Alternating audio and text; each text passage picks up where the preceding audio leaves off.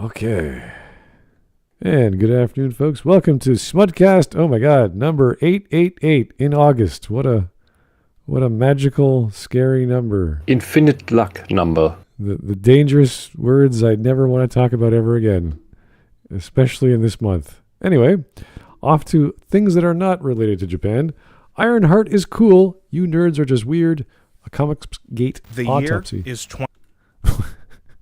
And thankfully, the sentence is with lowercase, so this person at least knows how to write. The year is... What is going on? It's not me. Maybe Ginga's browser is still loading. Oh, yeah. That thing that Ginga does. Anyway, this is from, let me check, HTR Comics. This came out 3 weeks ago. Has almost 2,000. The year is... Ginga, you okay? What's What? up with, what's You up may with want to your, reload your browser. What's up with your browser? I already closed it The just to year avoid is- that. Oh, it's still kicking in. Anyway, this is from July of this year, and I'm assuming that's the time when... The year is... Here it is again. Anyway, yeah, I'm assuming that's when Ironheart just came out on Netflix or whatever the The series year is... Okay, I will Disney Plus. reload my browser. Okay. Just in case. Okay. Just in case. All right. Yeah, Ironheart is just one of these many The year Marvel is- Disney Plus shows that is just so much on the bottom rung that it's just hilarious at this point. Okay. They're just that bad. I'm The surprised only- they kept pushing her. Honestly, yeah. Well, not that they tried, but that they just keep on doing it. The year is... Okay. Anyway, I barely remember the comic. I only tried to read the first issue, but she was introduced in Invincible Iron Man, I think, in relation to, was it Cambridge? There was some doctor The year studying is- Alzheimer's disease that Iron Man was interested in, and she was just a B plot, and she only takes 5 or 6 panels, and then the next year, 2016, she gets her own. She is the first issue of Iron Man, so it's like, oh, so she's The taking year over. is... All right, this is driving me nuts. What is going on? It's not me. All right, let me just advance this, so nothing. Killed. For... No, it's still happening. And it's not me. Anyway, let's just get started so don't go crazy. The year is 2016. Bernie Sanders has just won the Indiana Democratic primary. Donald Trump has just become the Republican presidential nominee. David Bowie and Prince had both died, and Hamilton was a pop culture phenomenon. Billionaire Peter Thiel funded Hulk Hogan's lawsuit against Gawker, successfully shutting the website down. Harambe had Yay! been brutally shot and killed, forever changing the course of history. Batman v Superman had flopped with critics, while Captain America Civil War was just on the horizon. For classic comics synergy, Marvel was prepping a new crossover event, Civil War 2, to help promote the new film. And in the lead up to this event, on May 2nd, 2016, in Invincible Iron Man number 7, writer Brian Michael Bendis introduced the world to a new character, Riri Williams, aka Ironheart. So were people on the Riri. internet normal about this new character? Yes, Ironheart got her own comic series and was celebrated by fans for being a cool and interesting character. Later that summer, Suicide... Not really, no.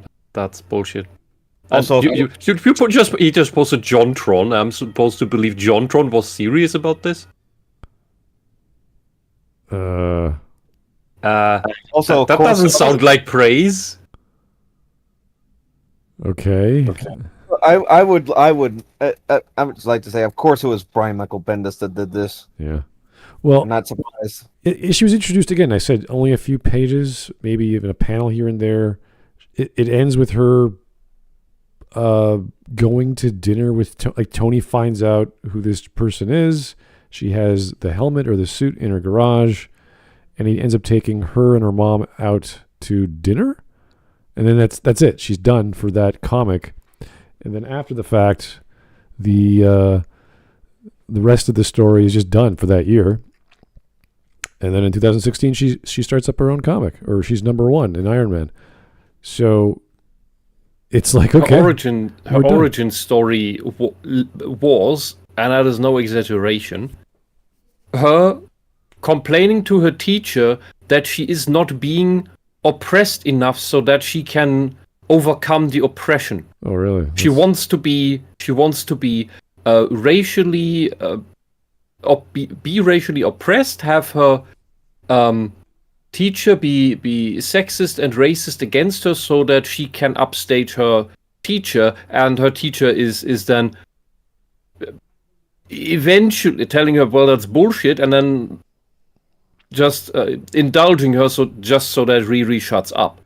And that is one for one the scene of Mr. Garrison in South Park making up with his father, who Mr. Garrison is upset about that he did not abuse him as a child. It's the exact same mechanics story-wise. It is a weird setting for an intro. It's insanity. It's a villain origin story. This is a completely psychotic girl who gets her Iron Man stuff effectively through theft. Oh, really? She steals the suit. She steals funds. She embellishes. And she never gets persecuted because she's for any of the bullshit she pulls. Well, because she's a minoritar. And it's just, well, it's a DEI story. It's a surprisingly honest DEI story of how DEI functions in practice. I do remember, at least in the Iron Man episode, was it Comic 16 or 20? I can't remember. She says she's borrowing equipment from people around campus. It's like, no, you're... borrowing. Yeah, that's what we call it. I'll give it back to you after I die. Or something like that. And then after that, during that time when she's flying, she's like, is this the first ever Iron Woman? And she called her friend, or a friend called her. It's like, what do we call? Iron Maiden, Iron Girl? It's like why are you talking about, you're flying in the air for the first time and you're talking about what you should call yourself, and it has to be female. It's like, this is silly. This is not. It's about ego, not the experience. It's amazing. And that's just one element. Then in the actual comic that she gets the year later, or no, before that, sorry.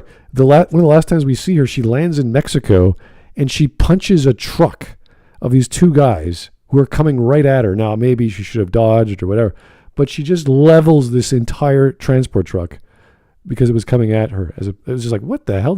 Why did you do that? And I don't even know why. And it just ends. And then it ends up she's back at home and her mom's like trying to figure out what's going on. And Tony Stark pops in and takes them out to dinner because she's so smart. But the year later, in the first episode, which I just couldn't get through, it starts off, oh, your kid's not a genius, she's a super genius. I'm like, that's not a thing. There's no IQ scale for that.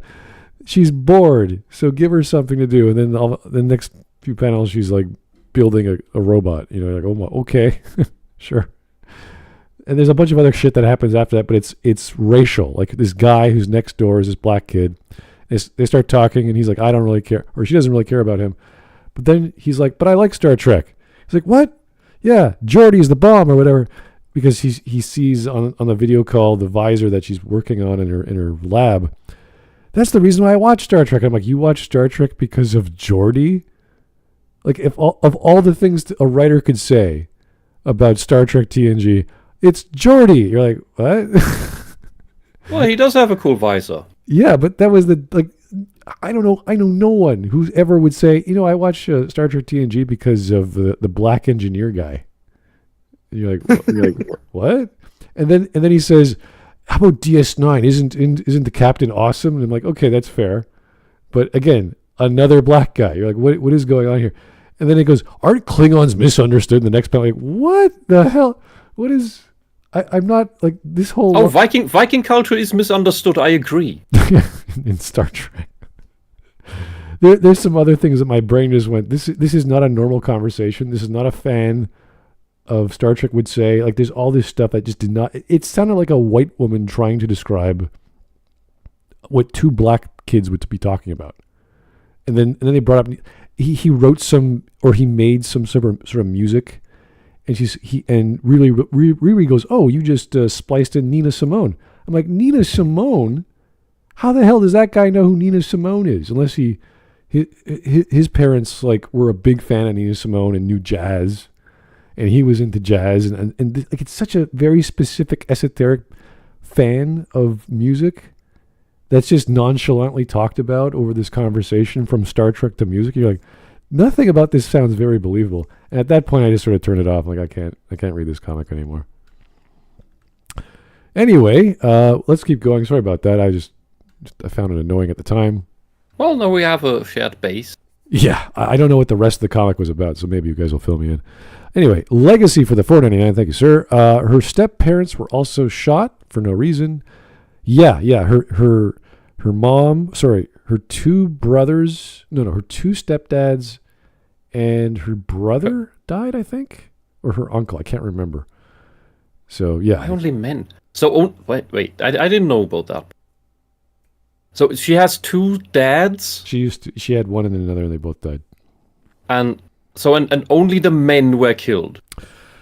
It's hard to remember. Sensing a theme here. It was I think she was talking to Tony, or she was talking to someone else, and they were comparing notes. And she was like, "Oh yeah, I know what that feels like." Oh, how do you know? Oh, my dad died. Okay, well, whatever. Pretty sure Tony was already dead at that point. Yeah, that was part of her motivation. It's destiny because Iron Man's not here. I'm going to be the next Iron Man. You're like, what? What kind of weird logic? Like, what are you talking about? So because Tony faked his own death to go undercover, she's like, well, I got to become Iron Man. It's like, you don't have any equipment. You're just a chick in college. What are you doing? Anyway. Her step-parents were also shot for no reason, but she was the same character anyway. Also, her name, Ironheart, was due them shot in the heart. Oh, God. Yeah, the whole concept of her building that suit did not make sense because Tony had the, whatchamacallit, the core that powered the whole system, and the arc reactor. The arc reactor. And she just built a suit, and it just works. And you're like, what? What is how? Also, side note that Bendis called her Ironheart, not knowing that there is a Japanese porno of the same name. Oh, Jesus. I wonder if they sued for IP infringement. I bet it looks maybe. That'd be hilarious. Anyway, from Frog Jupiter, thank you again for the 5. Riri Williams, fatherless, trespasses and steals from an innocent white man, blames her failures on white man, top tier black representation.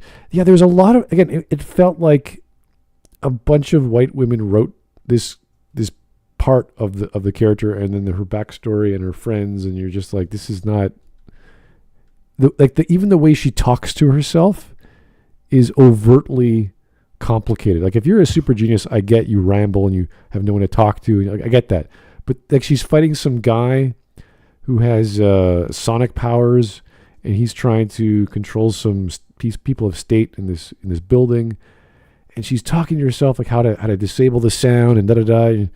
And I'm like, this is overtly, there's too many, like, you're flying through the air, you're acting, and you're talking to yourself how to solve a problem by getting the frequency and doing all this jazz.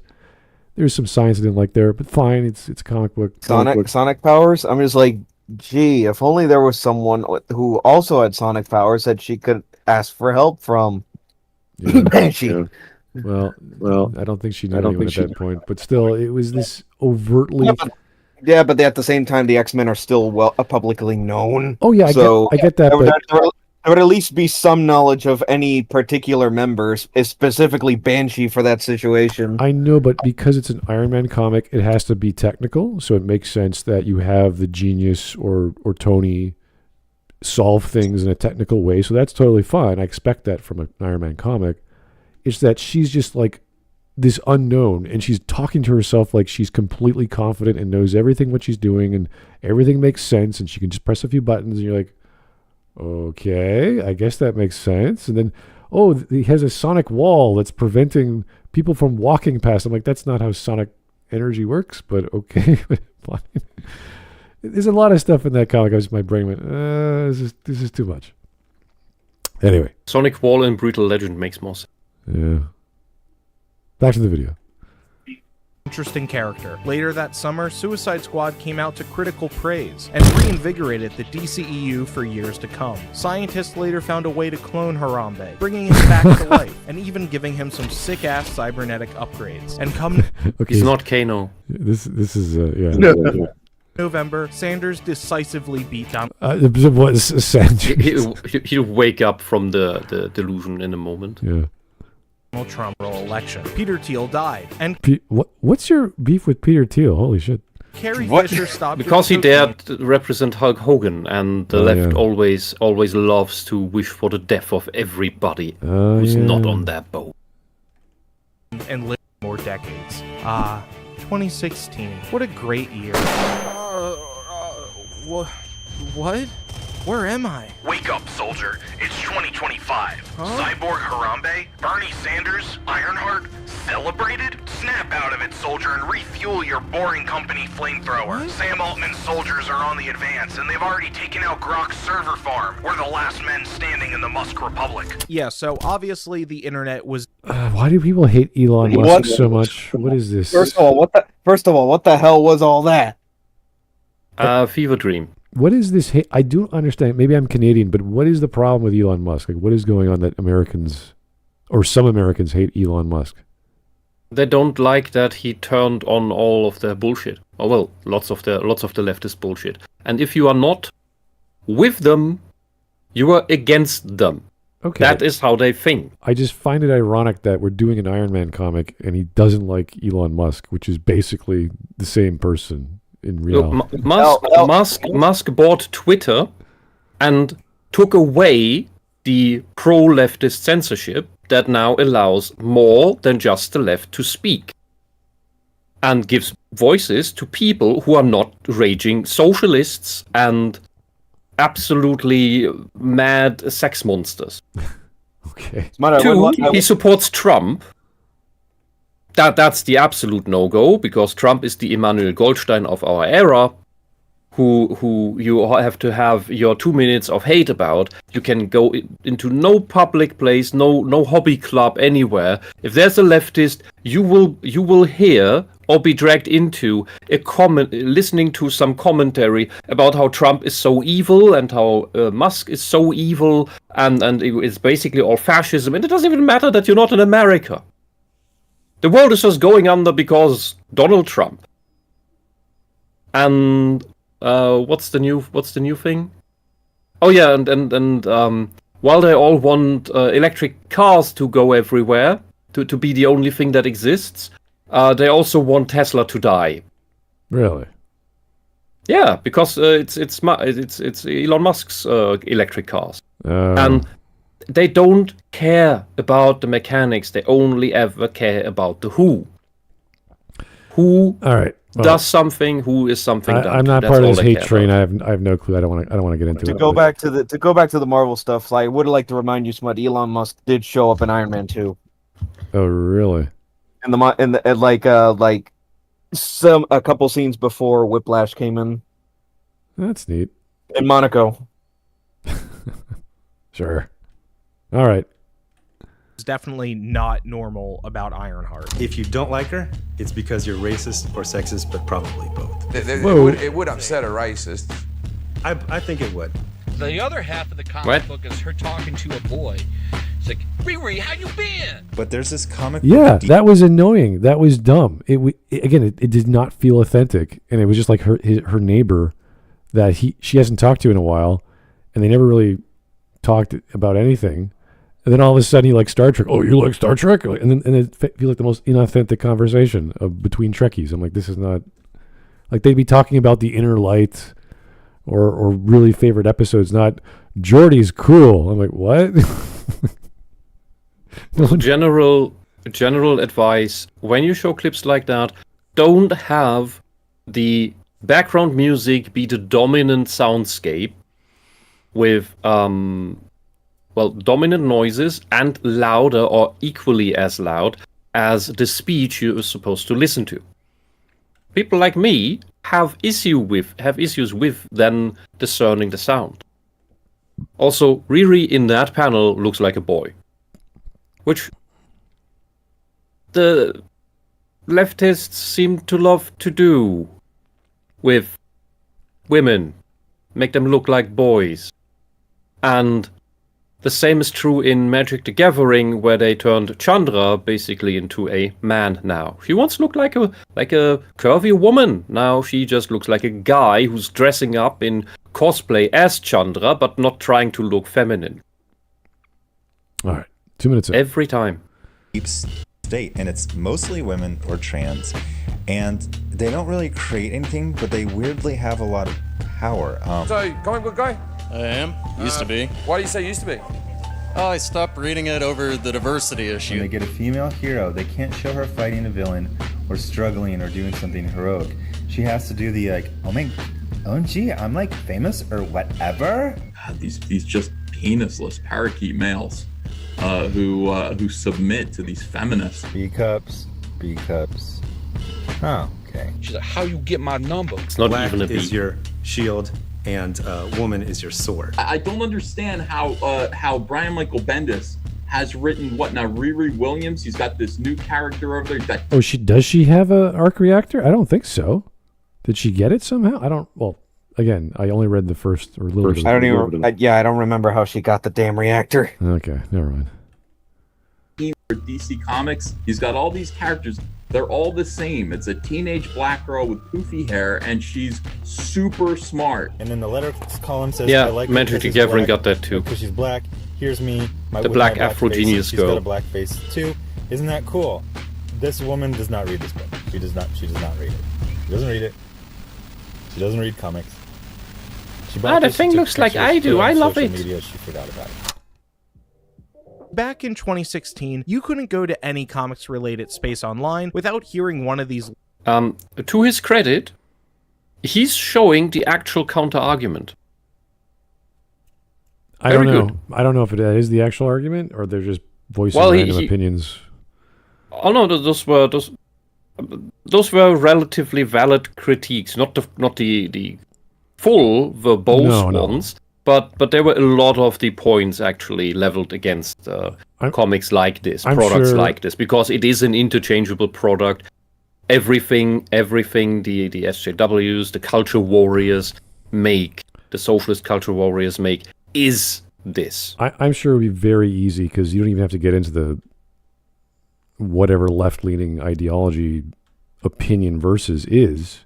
We can just find faults in the story as a story, and that's why I put it down, not because if it was annoying with this unbelievable dialogue. It's because the unbelievable dialogue had all that crap in it, and then there's nothing there, and I'm just like, I don't care about these characters. There's nothing there. So maybe it gets better later on, but I just didn't want to keep going. Loser, forced diversity, or man-hating feminist characters. And they targeted not just the comics themselves, but of course the writers, artists, editorial, fans, really anyone involved at all. While the enthusiasts of this self-described Comicsgate labeled the movement as a critical reckoning with the comics industry, the truth was that it was a harassment campaign motivated by racism and misogyny. No, people just made YouTube videos. Gail Simone. He was able to show actual critiques by Evan Van Sciver and Zach. I forgot the full name. Sorry. Too long ago. And then just goes back to it's actually just racism and sexism. How are you able to just dismiss everything said, even show it, and then say, oh, that's not reality? What I make up in my head, all the prejudices I have to hate my opposition, that is what is real. Only that. I know what you truly think. I can read your minds. And therefore I know what your true goals are. And you are the ones, types like you are the ones who dare call others tinfoil hats, conspiracy theorists. You are the one who claims to have mind-reading powers. Disgusting. Okay. Noise, thankfully, was largely unsuccessful. Comicsgate participants targeted the creators of characters such as Kamala Khan, Miles Morales, and Carol Danvers as Captain Marvel. Despite their efforts, all of these characters proved to be wildly successful, not But are you back to your delusional skit from the beginning? Because none of these characters were successful. Miles Morales began to be sort of accepted with the Spider-Verse movie. And that was mainly because it's stylistically interesting. Not because the story's in any way. Not only with comics, some of them with mainstream audiences at the box office. Yet, that movie... So, here, they love to make this misconception. This false conclusion. This movie... The Captain Marvel movie with what was that narcissistic woman's name? Because I keep missing her. Brie Larson. Conflating her. Yeah, I keep conflating her with Amber Heard because they look exactly the same, and they act exactly the same. I believe they are the same woman. I have not seen them in the same room so far, and so the reason this movie made any money was because it happened exactly between Infinity War 1 and Infinity War 2. And people want to see more Marvel right now. They want to see what happens next. And it was this propaganda movie. And it amounted to next to nothing in terms of Endgame. Well, it is the same thing. Sorry, I'm just likening this to what, because they make the same falsehood about the Star Wars sequels. Oh, they made so much money. Yeah, they were super profitable.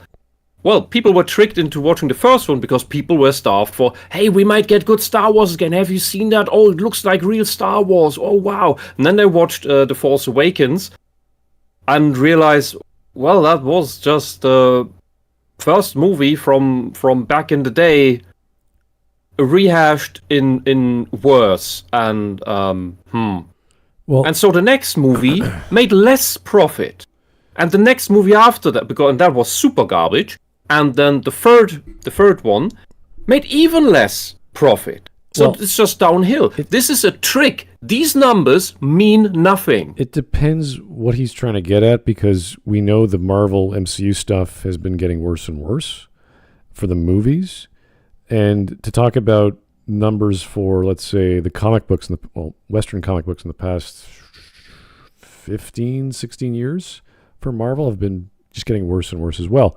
Now, you could argue maybe the Captain Marvel comics back in, I don't know, 2013 could have been good, or 2016. I don't remember when it got good for sales, but you're still talking like 30,000, 40,000 a year. Like, it's not much. It's really not that much.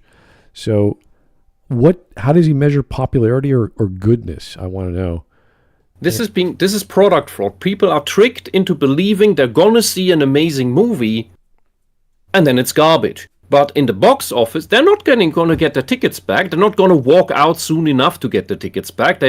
People usually, most of the time, will just sit through it if it is not too repulsive. And it takes a lot more to make people actually walk out. And we're talking about like the Marvels or whatever the latest one was, I think. Yeah, well, that shows that these things just don't work at all because nobody's going anymore. And that's another issue with the industry as a whole. But if it was a good movie, people would go. Like, that's the simple thing. Mm-hmm. And they claim, oh, it's superhero fatigue, it's Star Wars fatigue, it's Star Trek fatigue, it's fatigue. No, it's not. The only fatigue it is bad movie fatigue. And we see this regularly. We don't have cinema fatigue either. When there's a good movie, it does feel the seats. But it needs to be a good movie. People, since we have all these amazing media centers at home now, in order to spend tons of money, comparatively, for a ticket to go to another venue and buy snacks, because that's how the cinema actually makes money. If you want to support your local cinema, buy the bloody popcorn and buy the overpriced cola. Or beer if they sell that. And because on the ticket, they barely make a couple cents. It's painful. Where was I? Right, so in order to spend that, to take that effort, and maybe even organize that together with your friends. Let's all go together, not just me alone, because I'm a movie aficionado. To do all that, the movie needs to be truly worthwhile. You don't do this for just anything. And these things we thought were amazing. That's why we all went. And then they weren't. And that eventually builds up a resistance to wanting to give it another go. And another, and another, and another. When you keep being abused, when you keep being tricked, when you keep being frauded by somebody, you eventually come to the conclusion, maybe I'll not give you a 18th chance. Maybe 18 chances is enough. Maybe I should have cut off at 3, but well, now I know better in hindsight. But maybe I'll not give you a 19th. Maybe you really beg, and maybe I'll get soft again, but maybe I should definitely cut off at 20. I mean, that's a good, nice round number, right? You need to stop at some point. All right. You need to start your tally. Riri Williams has always felt like the exception here. She never truly connected with comic readers. From just my memory, she was also the character most often picked out by the Comicsgate crowd when criticizing Marvel for putting diversity before. Maybe, again, I just didn't get off on her. Maybe some people did. I don't know the general public opinion, but it just didn't really appeal to me. For prop telling. So why is I'm that? a bit confused well, now what his the answer is point really is. simple, actually. What Her his first position comics are mid. Let's take a look. Oh, so he admits they're not very good. Fair, okay. He admits it. That's all Yeah, we so- wanted to hear. I'm good with that. Okay. Yeah, because And I'm often confused now posted. what his actual position is, whether it is the everything is just racist, or it was actually not good. Scene from her first miniseries, where we see a young Riri Williams in Oh, I never seen this. class at school. This is She the tells her this is the actual teacher panel that I when was she talking grows about. up, she wants to be a scientist. Her teacher remarks, "That's great." Riri is confused and taken aback by this. She tells her that she was supposed to say that her time would be better spent wanting to be a nurse or teacher, because black girls don't grow up to be scientists. Really? Well, certainly less after the Civil Rights Act that destroyed the American education system, when before the American education system produced lots of very, very capable black people. Lawyers, doctors, poets. People like... That's all gone. They spoke Latin and Greek. Yeah, but and this their sentence parents working the fields were illiterate. people like me don't get to grow up and be scientists. I'm like, what does that mean? What are you talking about? What year Well, is... she's been brainwashed by socialist propaganda, what and she year wants is the this? socialist propaganda fantasy to happen. Is this That's the thing. 2016 or 2020? Like, what's happening? Yeah, this is like if you read the comic in that it is effectively just an admission of how an SJW sees the world, and wants it to actually happen. She wants to live action role play the oppressive fantasy she's been brainwashed into. And that is what all the leftists are doing. Mae Jemison, the first black woman to go to space, and tells the teacher that that's what they told Mae, and Mae proved them all wrong. The teacher responds by saying, "Well, that was a long time ago. Things were different back then, but because of people like her, a girl like you can do whatever you want." Riri pauses, looks at the photo. See, that's a good thing. That means that the teacher is like, yeah, this kid's a super genius. I mean, Riri, you can go off and do anything. Why are you asking me? It's like, yeah. It's like intense stare. Try to comprehend. It's actually a great panel. And then replies, "I was kind of hoping you'd tell me the opposite, so I would have something to inspire me to prove you wrong." After a moment of awkward silence, the teacher jokingly remarks, "Okay, you'll never be Tony Stark." This is enough for Riri. She sits back down and gets to work. Yeah, it's retarded, and it's set up as a joke. This is how you do a awkward silence time joke.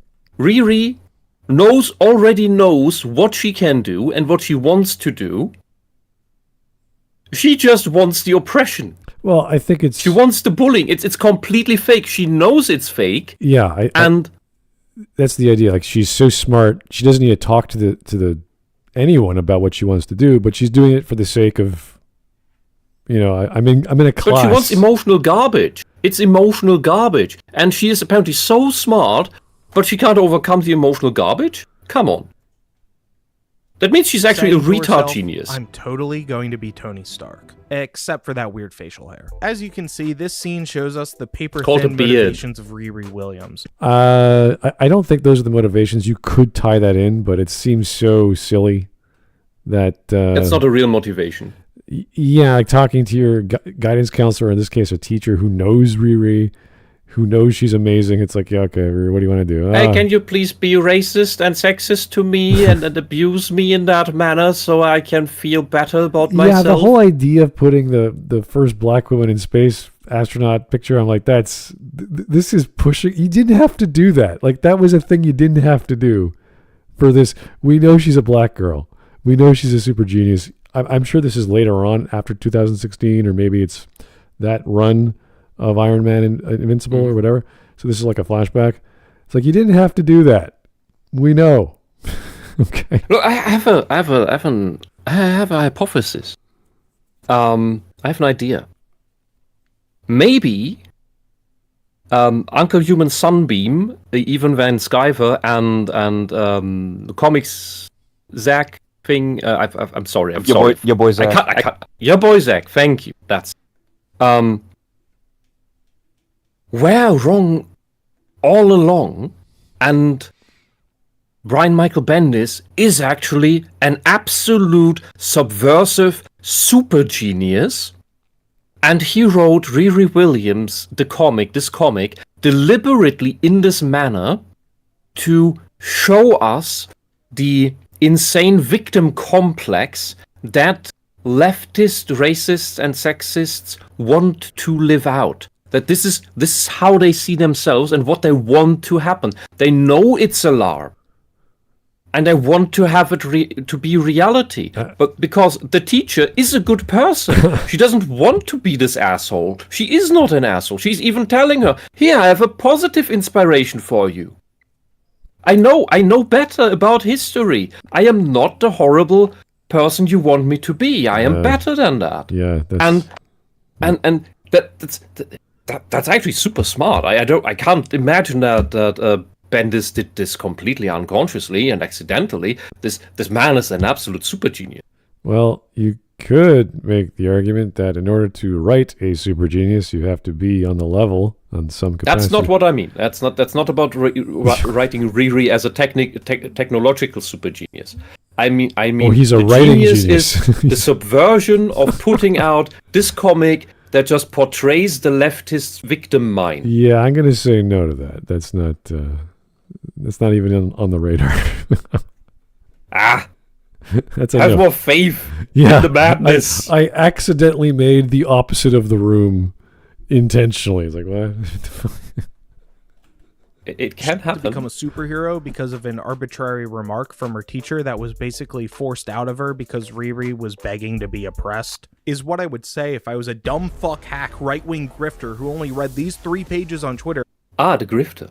Oh, this is why he's doing this. Okay. So we don't believe our opinions because they're not pro-left. Cool. Because I'm an illiterate moron. I wanted to convince you that this is Riri's true motivation to become It's illiterate, not illiterate. Ironheart. That is her actual comic origin story. No, it not. If you actually read the fucking book, which I promise none of these Comicsgate basement dwellers ever did, you'd recognize this scene for what it is. A humorous subversion of the girls can't do that trope that you would think the Comicsgate guys would... It's not even that. Riri is just there, and we have to see how smart she is. So she's acting the role of, okay, I want to do this, and this is what I believe, and here's a picture. And you're like, this is silly. This is silly stuff. If she's that smart, she wouldn't be doing all this junk. But the motivation is the origin. We can't talk about how she got her superpowers because her superpowers is brain smarts. The brain smarts you get born with. Unless you want to tell me that there's absolutely no genetic component to that. Why can't everybody be a genius then? If they were arguing in good faith at all. I so often see this scene used online to say Ironheart's motivations are literally made up by herself, but they miss the fact that this scene is not why Riri becomes a superhero. This scene is a pretty effective depiction of Riri's characterization, as even at a young age, we see she's driven to be great and important, and is aware enough of the world around her to know how historically her teacher... Yeah, I would set that up to being ambitious and knowing that this conversation is pointless and it's just for fun. She's bored. She's doing the thing the student does to get along. And the teacher is like, oh, it's Riri. Okay, I'll do whatever you need, blah, blah, blah. And that's that. It's a simple, fun little scene. You could, again, if you just want to take the surface level and say, yeah, this is plot, this is part of it, you're like, fair, you can make that argument, but it's not a big deal. It's just Riri showing off how smart she is.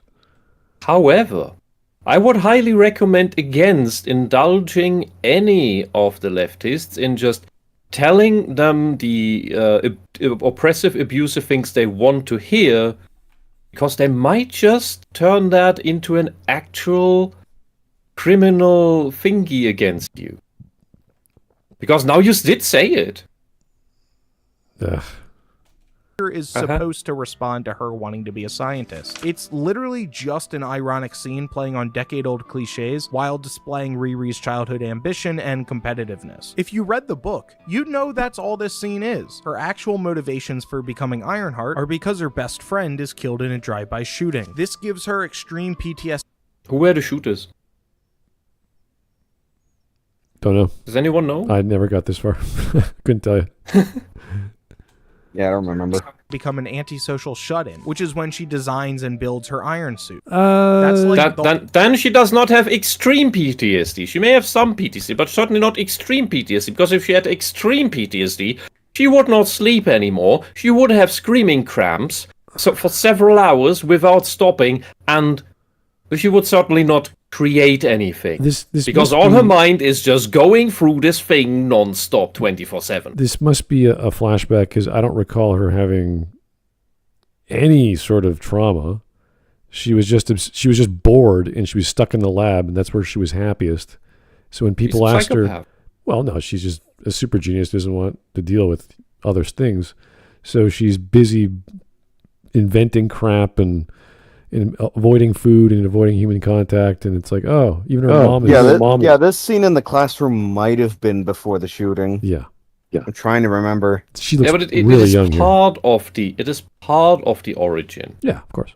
And if you say this here is just played for jokes, then you admit that the racism and sexism in society is gone. And any complaints about it are just fabricated because Riri wants them to happen, but they are not present. She's looking for them, and they are just not there. Well, that's but the point. We don't talk about that. That's the point of having a writer who is creating a character that is kind of their mouthpiece, because when you have a person like Tony Stark who's just running his mouth all the time, because he's so smart and his brain can't stop. And then you have another character like that, and you say, okay, we have to differentiate these two. How do we do that? Well, she's a kid. She's black. She's this or that. You're like, okay, let's work with that. And you have to do something with it. You have to do something culturally with it. So that's why they started pulling on Star Trek and Nina Simone and other references, because they're like, I don't know how to write a little kid who's a super genius. I have no idea. With Tony Stark, he's got a lot of problems. He's got a lot of emotional issues. His relationships suck. He's always fighting with the government. He's always like trying to stop the end of the world. So it's a bit more manic. And then he goes to AA meetings and talks his feelings out. With this, it's like, I'm an innocent girl who can't get along with anyone because I'm so bored and I have all this ambition and I have all these dreams. How do I represent that? It's a tough sell. It's hard to write that unless you show them or show her as the Death Note. Who's that guy? Light, the guy who's like super smart. He knows to get along with everyone and hide himself very well. So he's planning everything out. Or you do the recluse, the guy who's just not interacting at all, and that's what they eventually went with. But then she keeps talking to herself. And this monologue just goes on and on. You're like, oh, it's Tony again. So they pretty much just took Tony with a different flavor. Whole point childhood scene. She's outspoken, fairly arrogant, and basically wishing for adversity. Juxtaposed. Not wishing for adversity. I don't know. No, she is. She's right. No, I wouldn't go that far. It's what she wants. That she displays after her friend is killed in front of her. It's pretty tragic in retrospect. After facing the adversity she so naively wanted to face, she doesn't immediately rise to the occasion. She becomes a shell of her former self. The whole arc of her character is her coming back out of her shell. And wait, where's the actual adversity that she wished for that she then did face? Wait. Her bestie getting shot is not her facing adversity. That's something else. Finding herself again after this traumatic event. It's an arc that, on paper, is really strong and is never talked about because I don't think anyone read the comics before confidently bitching about Ironheart online. But okay, let's say, for argument's sake, Riri doesn't even have that tragic motivation to become Ironheart. Let's say this scene is exactly what the Comicsgate guys claim it is. Riri's one and only character motivation, to be the best. Why would that be bad? Do these guys read Dragon Ball and go, Whoa. Because that's not what she wanted. She didn't want to be the best.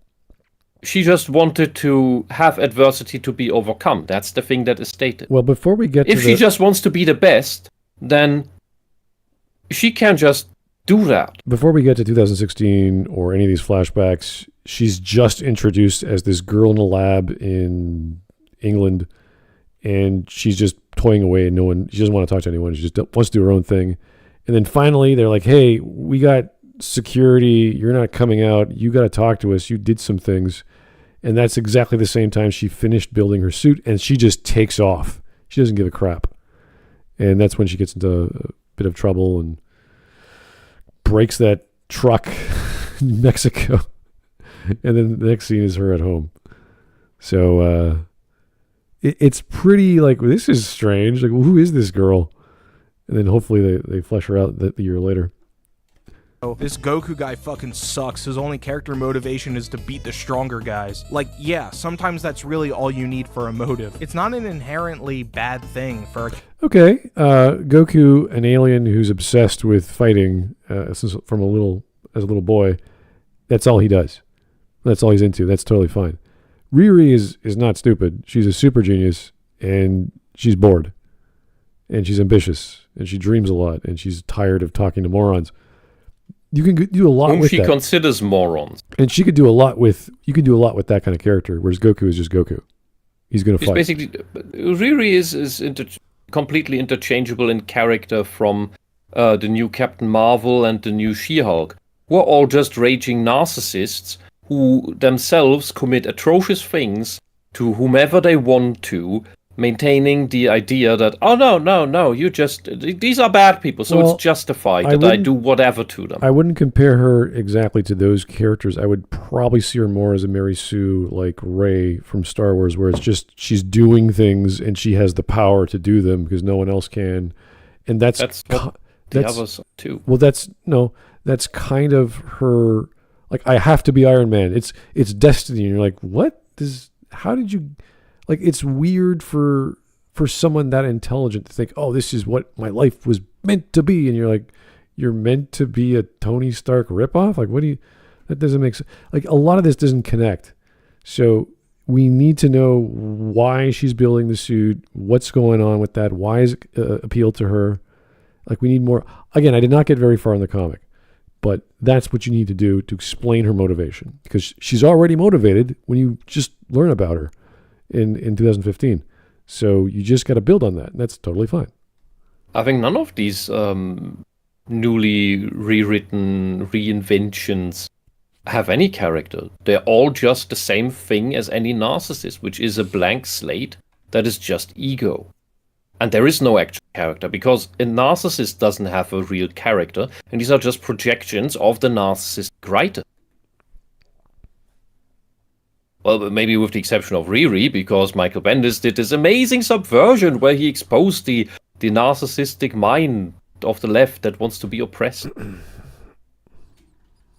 Purely by a competitive nature. Sure, it's arbitrary, but I want to have more subscribers than Mullet Man Comics. That's my epic and tragic motivation revealed. Is that shallow? Yes. Is it human? No, I'm a YouTuber. I have no soul. But unfortunately, like I said, part of the reason nobody read these first comics is because they're not very good. And no, not because she's a black girl who replaces Tony Stark. That doesn't even really happen. The first appearances of Ironheart are mid for one reason: Brian Michael Bendis. While I love his work on the original Ultimate Spider-Man, Bendis, whenever it comes to introducing characters that he creates himself, seems to always drop the ball a bit. It's hard for me to really criticize the guy. I mean, he wrote Alias, so in my opinion, he'll always be a legend, but he has a habit of creating rough drafts of a character and never fully fleshing them out. Riri Williams is no exception here. In these first issues, we never really connect with Riri in the way Bendis wants us to. This is mostly due to Bendis's bizarre dialogue and meandering pacing, and less so with Riri's character and concept. I think the abstract character traits Bendis prescribes to Riri are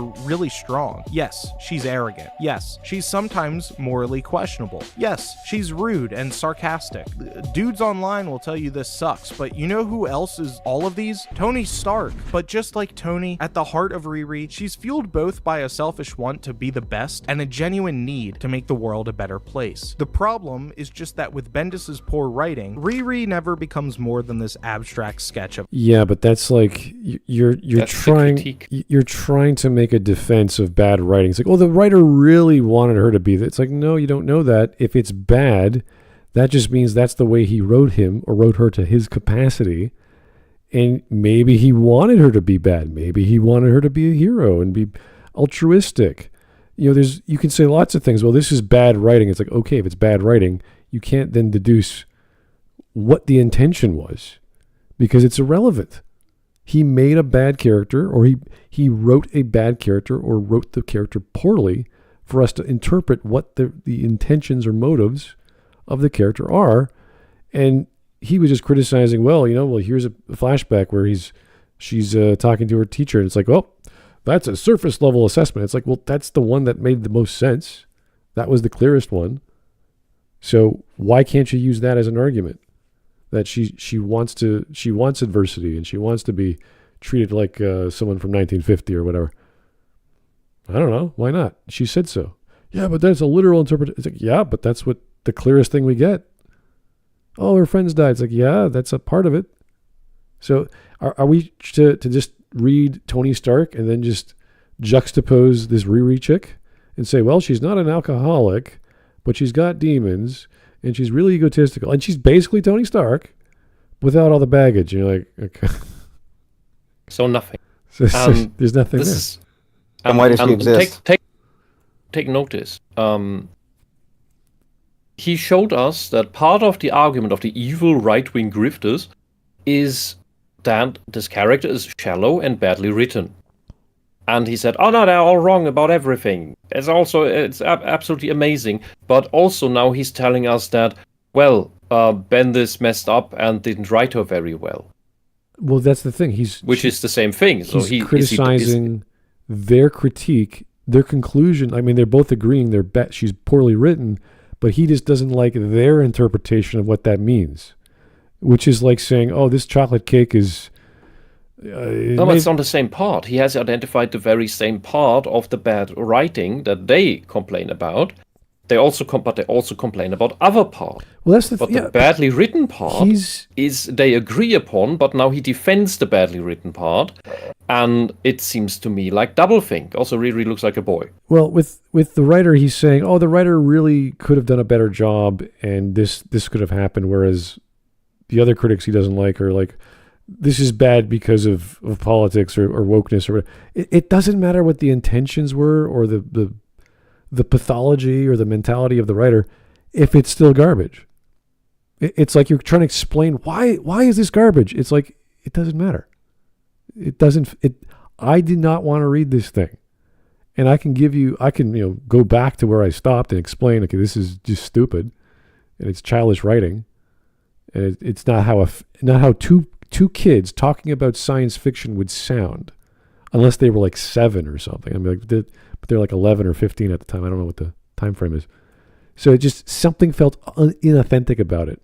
And that's when I sort of tune out, because if you have jokes or references or I don't know, memes, whatever is hip to the kids these days, and you use them, you're like, oh, you did your research. You at least tried to sound like a typical teenager, with that meme we always talk about of hello fellow kids, it's like, okay, that's what we're trying to do. But if you're so obviously bad at it, then I'm like, okay, maybe you shouldn't be writing kids. Maybe you should be writing something you're good at.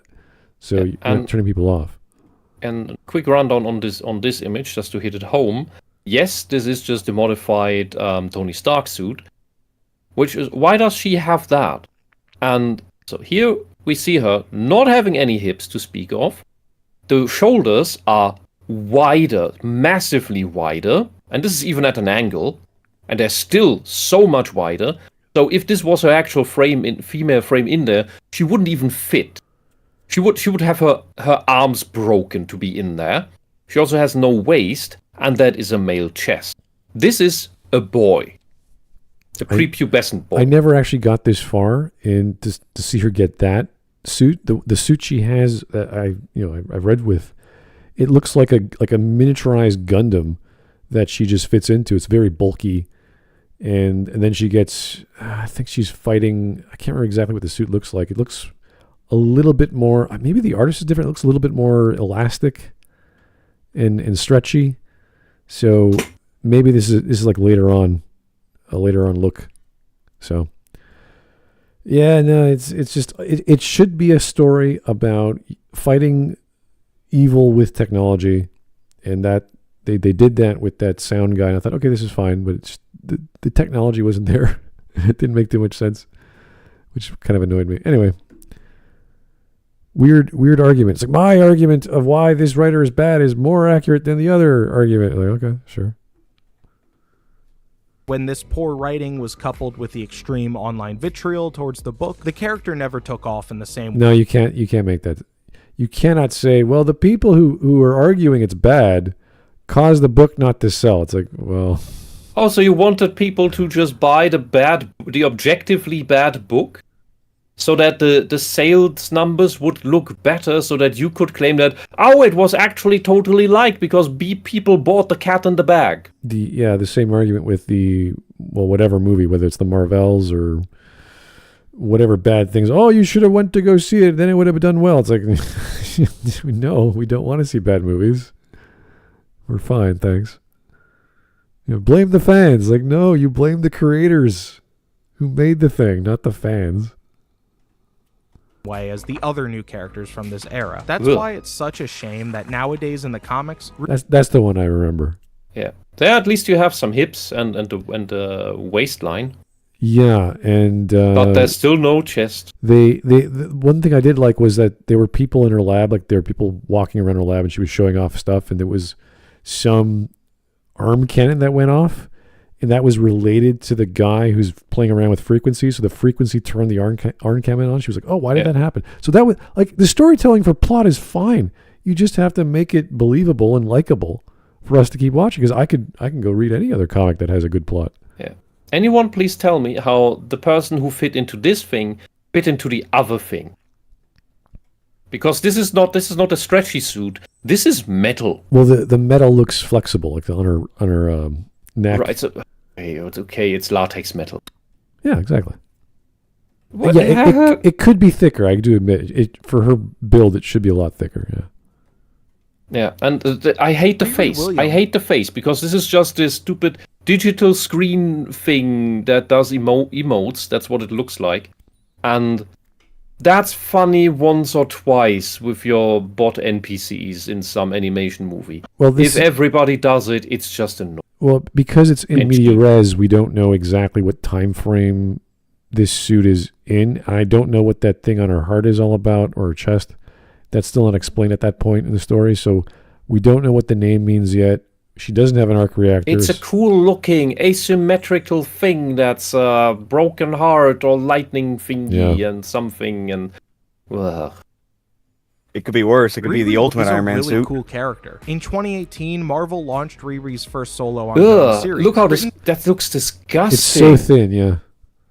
by Ewing with art by Kevin Labranda and Luciana Vecchio. Ewing, in general, is a much stronger writer than Bendis, and specifically for this series, being both a black woman and... Oh God, here we go. Death of the author. Oh, it's about race now. What does that mean? I don't know. What else has she written? I don't know. Who knows? And having a background in sociology, Oh, okay, so she had Marxist indoctrination full scale. Well, let's say she didn't, and she studied the Inuit of Canada in her sociology PhD, for her thesis. What would that have anything to do with black girls in modern contemporary America? Just because you say you study sociology, you understand humans. Like, no, you study a specific element of history or of people. It could be a tribe of Africa. It could be anything. There are 5 good sociologists on the planet, I'm sure. Oh yeah. But most of them are not doing science because the field is controlled by people who are not interested in objective reality, but in shitting out papers that justify Marxist beliefs. Yeah, if you had a focus on, because their main measurement tool for science would be stats, and the rest would be observation, but that's just part of the scientific method you could do in any science. So you have to use stats in sociology. So unless you're doing it from a generic perspective or a very specific element of humanity, it doesn't tell me anything. And usually it's like, oh, you're a sociologist. What did you study? What did you focus on? What did you look at? The same with chemistry. You don't just do chemistry. You don't just know everything in chemistry. You focus on one thing. Same with biology. It's either plant bio or mammalian bio or underwater biology. There's all kinds of sub areas or subcategories. So just because you have a degree, and I don't even know if that's a PhD, but if you have a degree, it doesn't really mean much.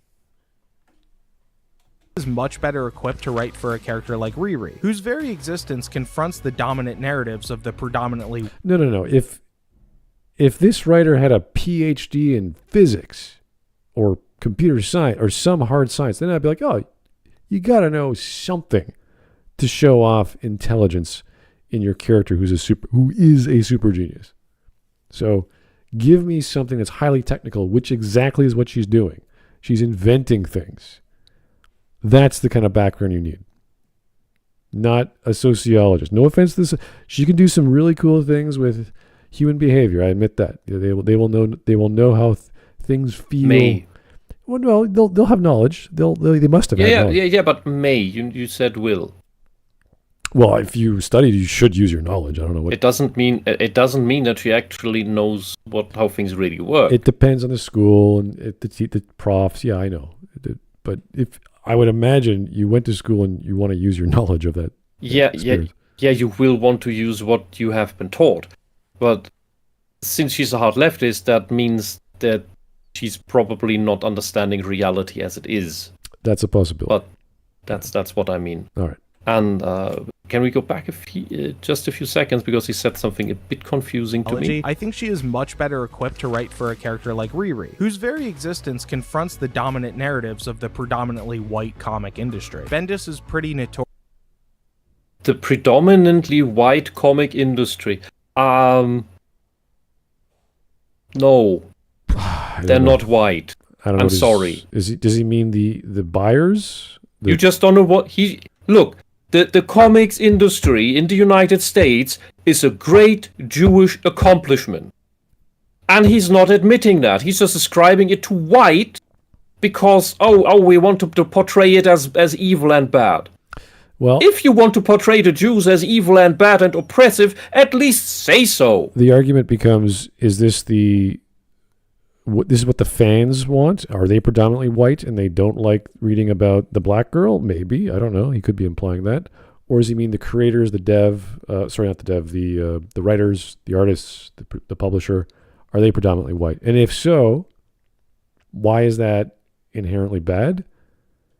And why can't they write whatever they want that sells?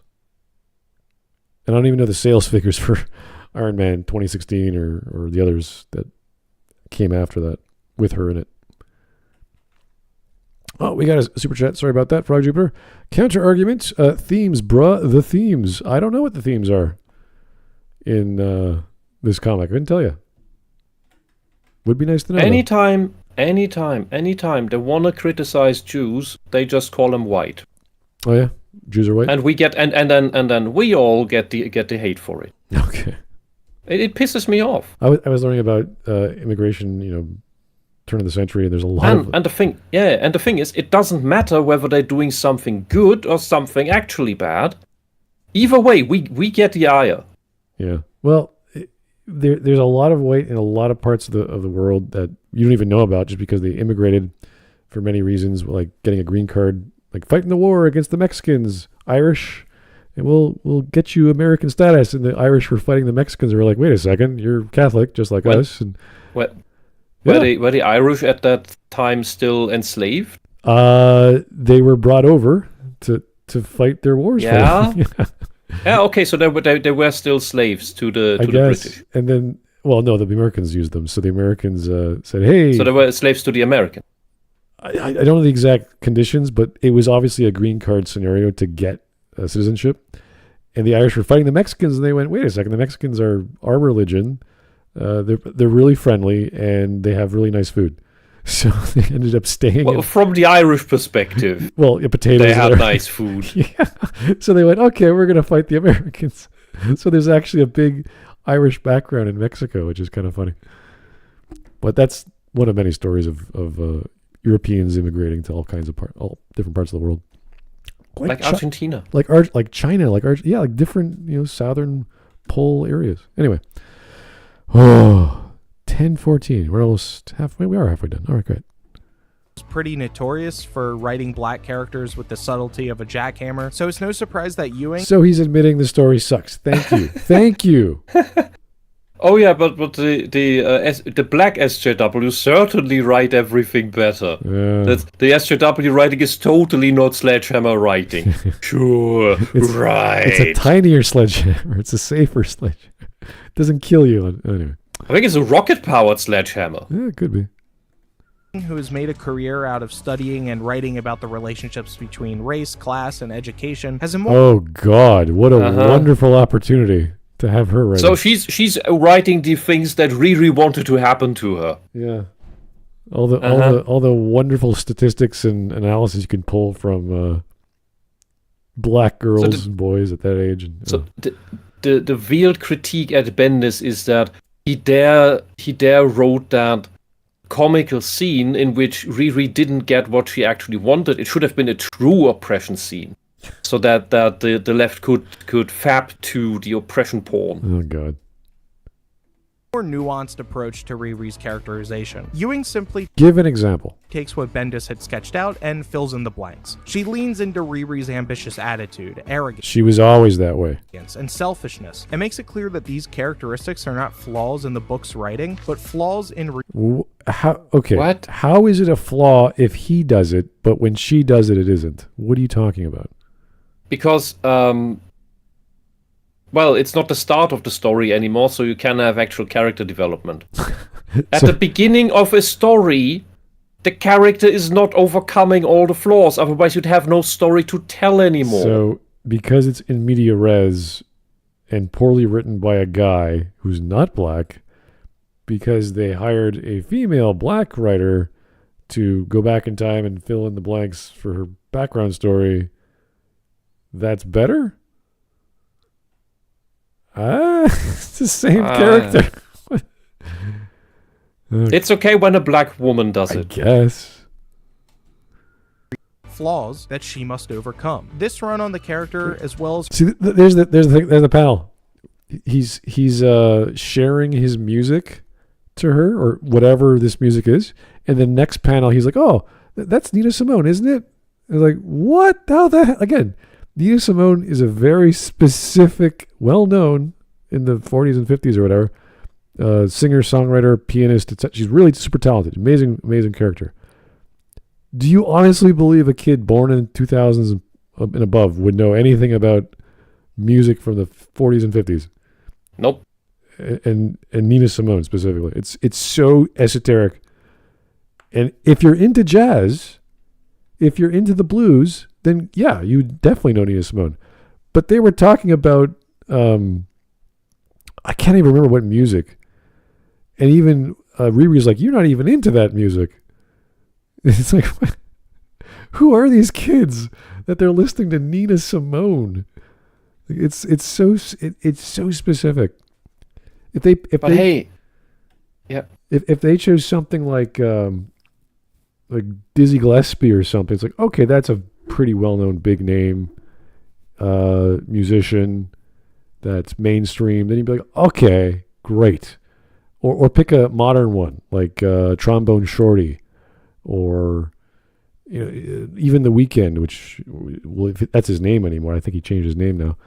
Like, okay, a black guy. You got to be a black guy, right? Like, that's fine. Just use it so people can wrap their brain around how the hell did he know about this name. I'm sorry, cannot add anything to the jazz and blues stuff, because here on the old continent, that is barely a thing. Really? And yeah, well, it's a completely foreign style of music here. I see. To you, it's almost native because it's across the border, and but I mean, the city I'm in even has a blues bar and gets visited regularly by name it jazz musicians. Yeah, for sure. That does happen, but it's just absolutely not my field of music, and there's very few in that genre that I can actually listen to. Everything else just gives me a headache. Yeah, that's what I sort of implying, that for this guy to know that is so like, there's a story in there. I want to know how the hell he figured that out. It's kind of like reading Auguste Dupin from Edgar Allan Poe. You're like, you read Poe? And that specifically? Like, he wrote lots of stuff, but how would, like, it's one of those references where you're like, I know what that means, but because it's so non-mainstream and so specific, it just throws me out of the story. Like, what the hell? Like, if he said, I don't know, Sherlock Holmes, I'd be like, yeah, everyone knows Sherlock Holmes. No big deal. So there's a way to tell a story where you're not throwing your audience who knows better or knows the content in a way that, because you wouldn't just start talking about Agatha Christie to a random neighbor of yours you haven't talked to in a while, and it's like, oh, that's my favorite character. I was like, what? You like Agatha Christie? It's so, whoa, that doesn't make sense for kids who are covered with multimedia and streaming vids and all kinds of other things happening. Nina Simone from the 50s? Like, come on. Anyway. Her appearances in Champions are both great reads, and do a great job at fleshing out Riri's personality and motivations. Personally, I think Ironheart has There it is. There's the guy she was fighting. Been a cool character since at least this run started in 2018. And yet, because of a poor first impression and the constant astroturfing and racist harassment online... There's no... I mean, if anyone's being harassed online, there's called the block button or the ignore thing in your brain. It doesn't stop a writer from doing their job they're paid to do. That's stupid. The astro who is exactly astroturfing someone, preventing the comic from being better? Like who? Or the series or whatever the product is. What are you talking about? Who is, which angry fan of the right you dislike has so much influence that the writers in the writers' room are like seething. They're like, oh, I can't write because this angry dude online is calling me names. How does that would itself be very emotionally immature? I want to know. Meaning narcissistic. Yeah, if I have like a million anti-fans or a million enemies online, will that stop me? No. Good writers are only kept back by fearing that what they write is not good enough. But not by what any detractors are saying. You just keep writing the crap. That's I would say good writers don't even care about that. They just keep pushing. They keep pushing the envelope, and they might take a step. That doesn't make a good writer. No. I've read so much garbage by people who just shit out stuff every 2 days. Well, that it doesn't improve. It just gets more. When you're talking about a writer who self-reflects, that's part of the process. So you already have that built in. You're not like, Is this my... Because there are writers who don't self-reflect. Yeah, they just keep writing the same shit again and again and again. That doesn't mean they're good. They might sell because that's what they're being paid to do. But even like Harlan Ellison, like he had so many checks and balances for himself. Like even when he knows he's amazing, he'll say, I got to stop because I'm doing too much. I'm going too fast. He has to slow the pace down. So even in his writing, he would say, you have to stop when you're hot. When you think you... Oh, yeah. And he even explained the process on one of his favorite stories, which was published in a magazine. And he felt he didn't have to stop. Everything he wrote was on pace. It was at a good writing tempo. And he didn't have to delete it. Everything was just like, everything checked out. Like boom, boom. He had such clarity of thought when he was writing that story. And the story itself is brilliant, but he's written amazing stories. He's written bigger stories. That took a lot longer. So, and it's not my favorite of his, but when you read it, you're like, wow, this is like one sitting or one effort, as opposed to like editing and reflecting and stopping and erasing and going back and moving things around. So what he's talking about is never going to be an argument for, if only... It's the same with if only the fans would buy it, it would be better. None of the fans are buying the comic. That's why it sucks. Like, no, the comic sucks because the writer sucks. Mm-hmm. And a bunch of fans online bitching at the previous comic sucked isn't going to stop the current writer from writing crap. Again, they'll just keep writing crap. Yeah, and I forgot clarifying something. You were talking about exclusively people who write making money. So you have technically a corrective measure there that weeds out the bad writers, or should weed out the bad writers. No, it doesn't. No, it won't. It just they're paid to do it, right? Well, I know if they keep being hired again despite their work being shoddy and failing, well then the corrective measure doesn't. But I was also keeping in mind writers of fan fiction and the like, and anything that is free on these big website archive, these archive websites for tons of like free stories about whatever. And there are some absolute gems on there that with no trouble rival Harry Potter or Wheel of Time in their complexity, in their characters, in their depth, and in their wit, and not always everything, but they hit a lot of these boxes very, very well. But they are rare gems. Yeah. But then there's a lot of midfield stuff, and then there are writers on this side.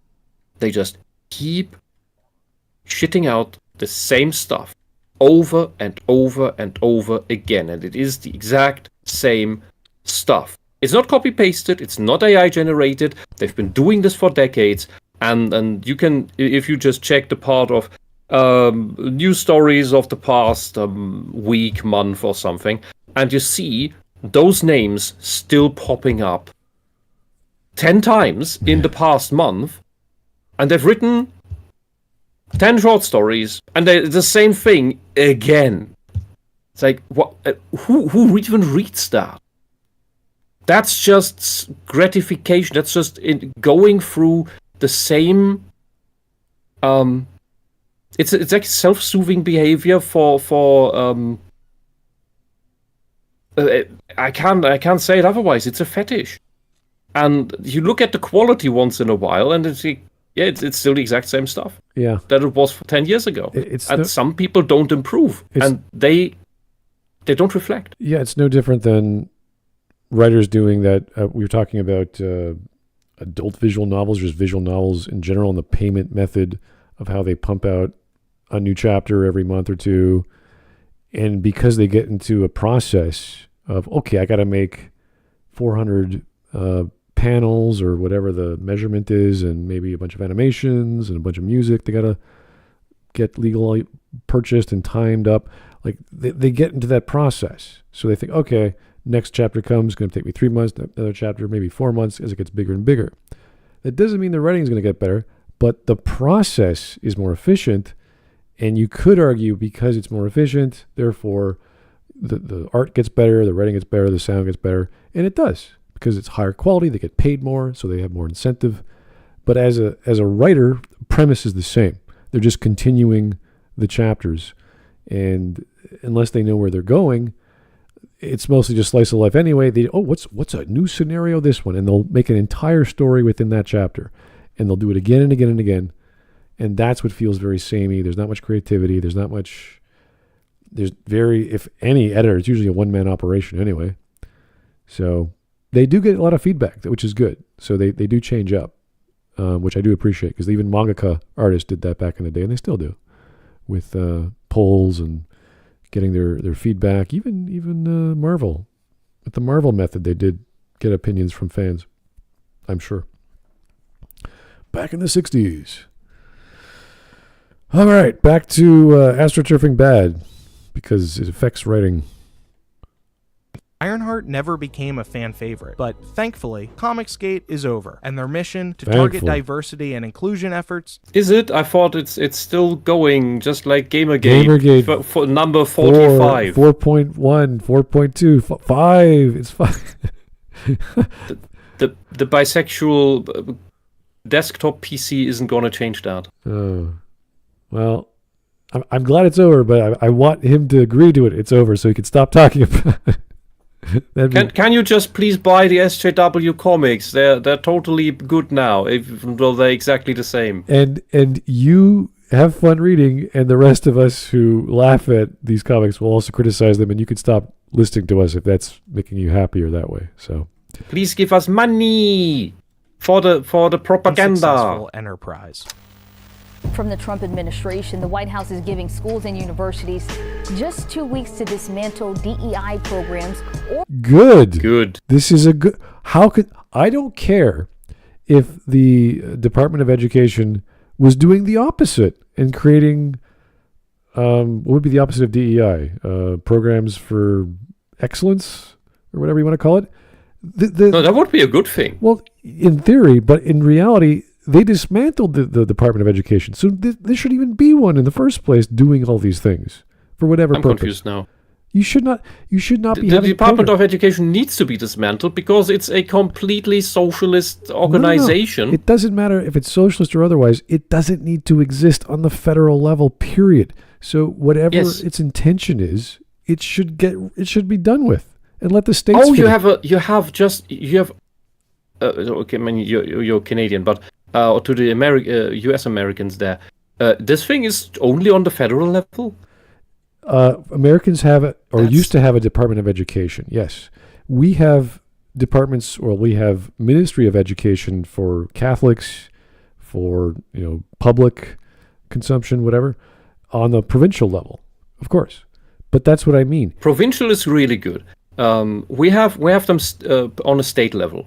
Yeah, exactly. And the federal level, forever, has been trying to pull the I don't know what you call this, Hoheit, the privilege of the state, of the states, to get the education to the federal level, so that they can do what fascists always do, which is Gleichschaltung, so same switching. That everything is streamlined into being exactly the same. Yeah. They have a federal control over pushing the exact ideology they want. Right. And the very reason why you need it on a lower level is so that cannot happen. Yeah, you want the private schools, you want I would say state level is a pretty good area. Beyond that, because your jurisdictions get really fuzzy, and you want a specific group of people to be trained in a certain environment, which is based off geography anyway. So maybe you need more engineers, maybe you need more water technicians, maybe you need, more clinicians, maybe you need more doctors. It depends on the region. So you want things to be as local as possible. So I don't care if the Department of Education is doing great things for a state. The state can say, hey, thanks for that idea, Department of Education. Leave us the hell alone. We'll do it ourselves. And that's great. But if it doesn't matter what the program is, it should not be there in the first place, is what I'm trying to say. Anyway. The Department of Education does not belong on the federal level. You don't have the best standards in who you're hiring. It means, on the one hand, you're not getting the best people in government, but on the other hand, it puts stresses on the people who are already there. DEI is what the elites use to stay in power because they use it to divide working people. With my action this afternoon, we're putting every school receiving taxpayer dollars on notice that if you let men take over women's sports teams or invade your locker rooms, you will be investigated for violations of Title IX and risk your federal funding. There will be no federal. You know what? I've said this before. We need to learn from the blacks. The way they were able to remove the power from the N-word by using it. So from now on, it's what up, my Nazi? Hey, what up, my Nazi? Hey, what's hanging, my Nazi? I'm not, so, if he wants to do, no. Because this is where I'm not fine with that at all, because there's a big difference between calling somebody I'm doing this only for the stupid internet, the N-word, or calling somebody the other N-word. Because to us, that is our N-word. You do not call anyone that. Not even for a joke. Not in Germany. Yeah. Because, and there's a big difference. So for one, you make light of history. A very, very, very relevant and important part of history. Secondly, when you call somebody the American N-word, you basically just call somebody a piece of shit based on superficial attributes and or prejudice. So it's like just calling you an asshole. If we are being honest about it. But calling somebody the German N-word, that is making an assumption about what you believe, what you think, and what you want to do to other people. Yeah. That is mind reading. That is slander. And if you just call us potatoes, because we like to eat potatoes or sausages or krauts, that's a bit denigrating. So what? Who the fuck cares? That's fine. As we've learned over the years, using that slur has been around for ever since World War II anyway. So we've heard that in the 50s and the 60s. It never went away because that's what you do. You attack the people you disagree with the worst possible name, and that's what we have in history. You could call them Soviets. You could call them fascists is always a big thing. But this guy's just a comedian, and he's just playing around with the left. This guy, the problem is here. This guy is not just a comedian who wants to call everybody Nazi. This guy, and since we have to be, they try to make us conscious about our race and our past all the time. Well, we actually wanted to get away from the race thing, allegedly. We've been told that all the time, and this whole never again stuff. And I'm not happy with somebody who calls himself a comedian who is so clearly of Hebrew heritage, calling everybody a Nazi. No, fuck you. Well, you are no better. This is Fox. You cannot do this with that word. This is Fox News, and they're making fun of the left. This is what he's doing. He does it every week, pretty much. So it's the same with when people called SJWs. And they took that as a badge of honor. And you're like, okay, fine. We'll keep calling you. No, that was what they did first. They called themselves that. Oh, really? Then, that was the term for themselves, right, because they're just for social justice, which is just socialism. And just like climate justice is just socialism. Just like racial justice is just socialism. And it is, funnily enough, as I've said this in the past a couple of times, but it needs to be stated over and over again. It is a term they do not use in Germany. Because if you translate that into German, it is absolutely clear what they are doing, and you can ask any German, can you translate that into German? And they're very unwilling to say it. They will at best nod. Maybe they say, yes, I can translate that.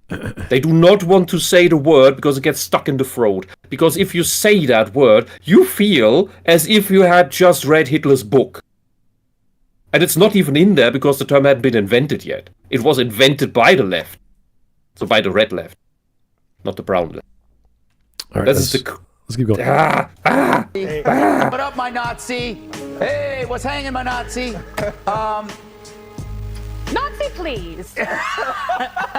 Yeah, try that in Germany. You might get punched. Honestly. Thank God you did a hard eye there. So here we are now. The mission of 4chan movements like Gamer... What? So all those clips were just pointless? You had nothing to say about them? You just slammed them together? Why did you say that? Why did you put them together? What's the point? And it have expanded past fandom wars and pop culture and infiltrated every institution. Sarkeesian is not pop culture. She was the exact subversive, destructive asshole. And in an interview, even admitted that it's not even about feminism what she does. That feminism is not about feminism, but that it's all just about pushing socialism. Well, he admitted that. He put episode 8 and Sarkeesian within 2 seconds of each other. Like my brain was going, ugh, stop it. No thanks.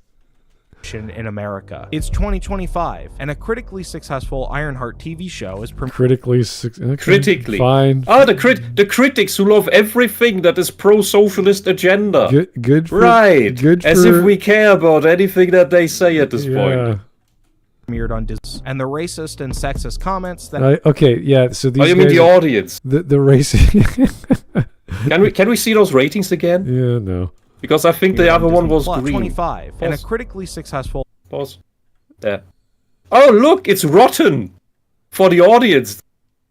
And a critically successful Ironheart TV show is premiered on Disney+, and the racist and sexist comments that were once contained to the comic book niche of the internet are now let out of quarantine into the general public. The online economy of alt-right grifting has grifting again. So the people who critique and dislike the show, they don't actually believe their critique and dislike the show. They actually like it. They're just saying that they don't like it because there are other people who they want to not like it and who agree with them, but everybody who dislikes it is just a grifter, which means they don't actually believe that they don't like it. They just say that because they want to appeal to people who don't like it, who in turn also are grifters because everybody actually likes it. You don't even know what the word means and what the absolute fractal nonsense is that you're saying. It's a fractal recursion loop. Yeah, I don't think even YouTubers getting AdSense is grifting. I just think they're making videos and people like watching those videos. The topic is irrelevant.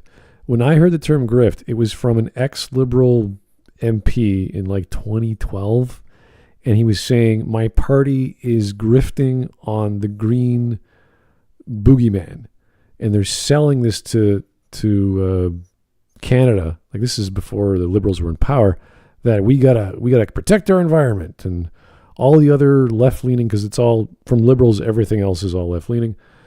We got to protect the environment, so, we got to, whatever, build more solar, build more this or that.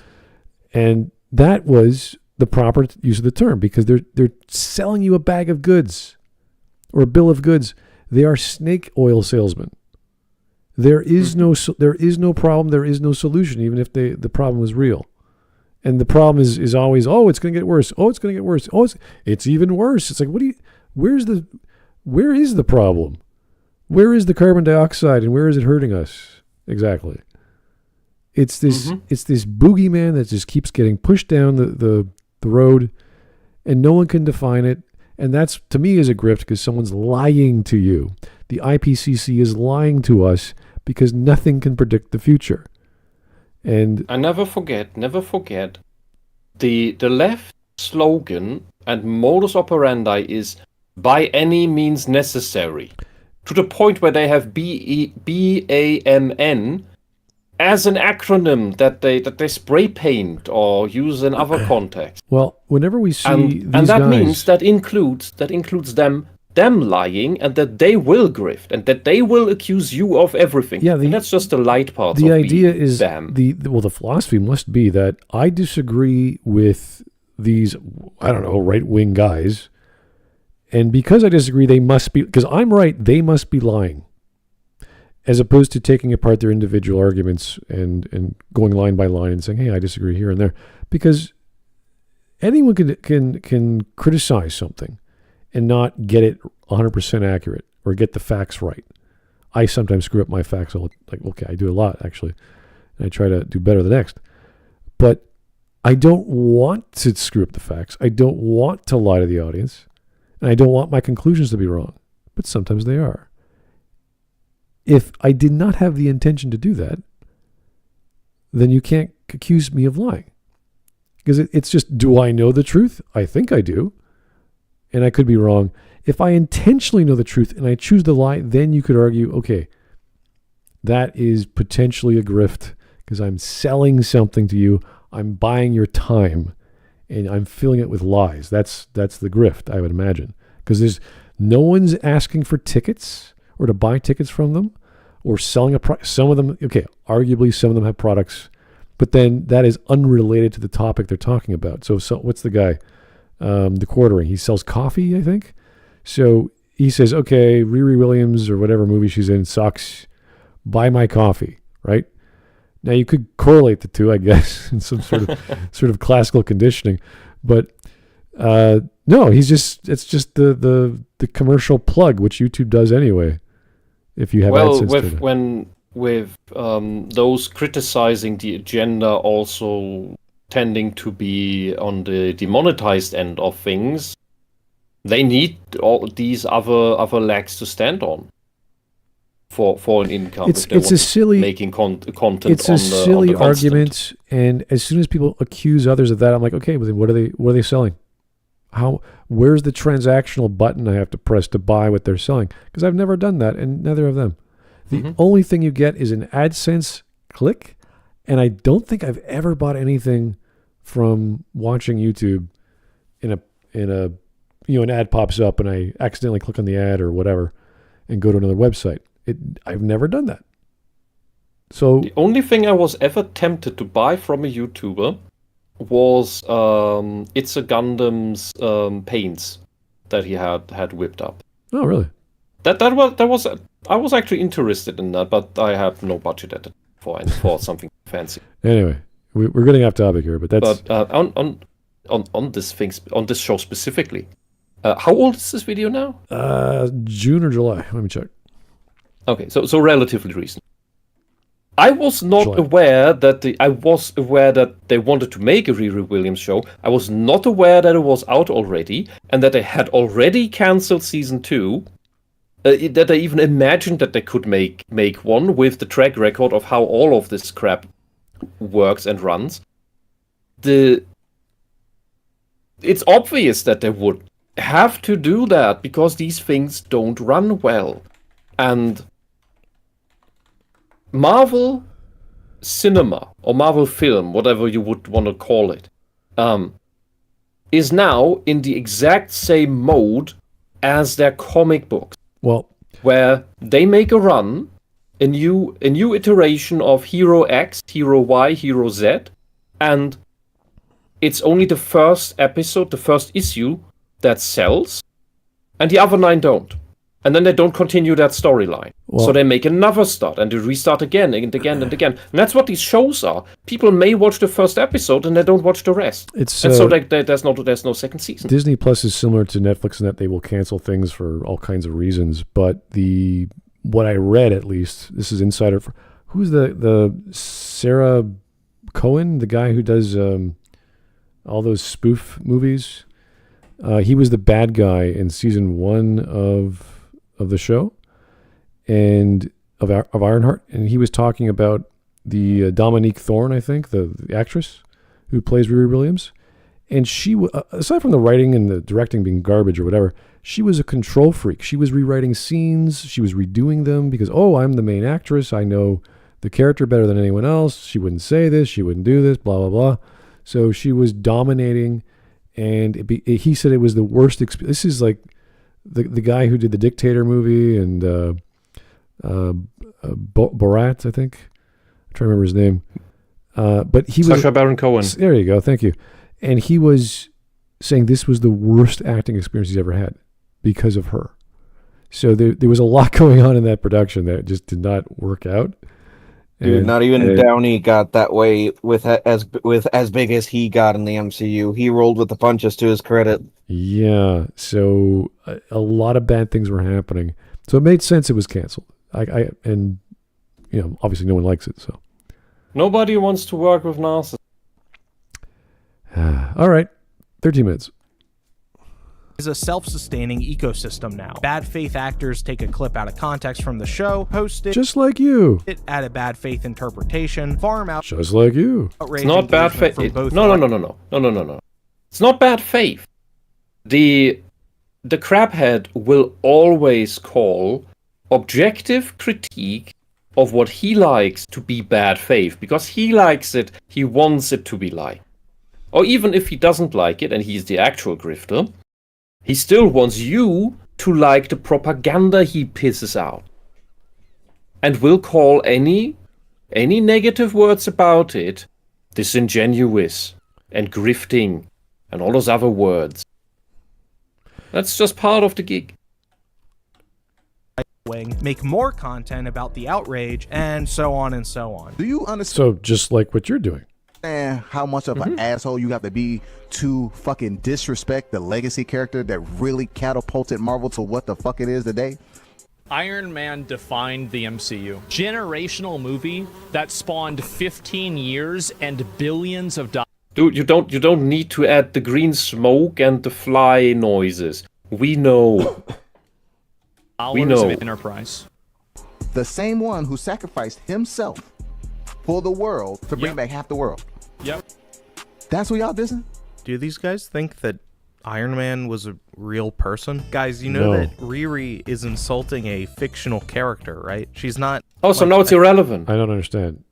We're now at the point where, dude, actually it's irrelevant because it's all fiction, so it can be whatever it wants to be, and you should like it. So, because it's fiction, it's fine. What is this dumb argument? What are you talking about?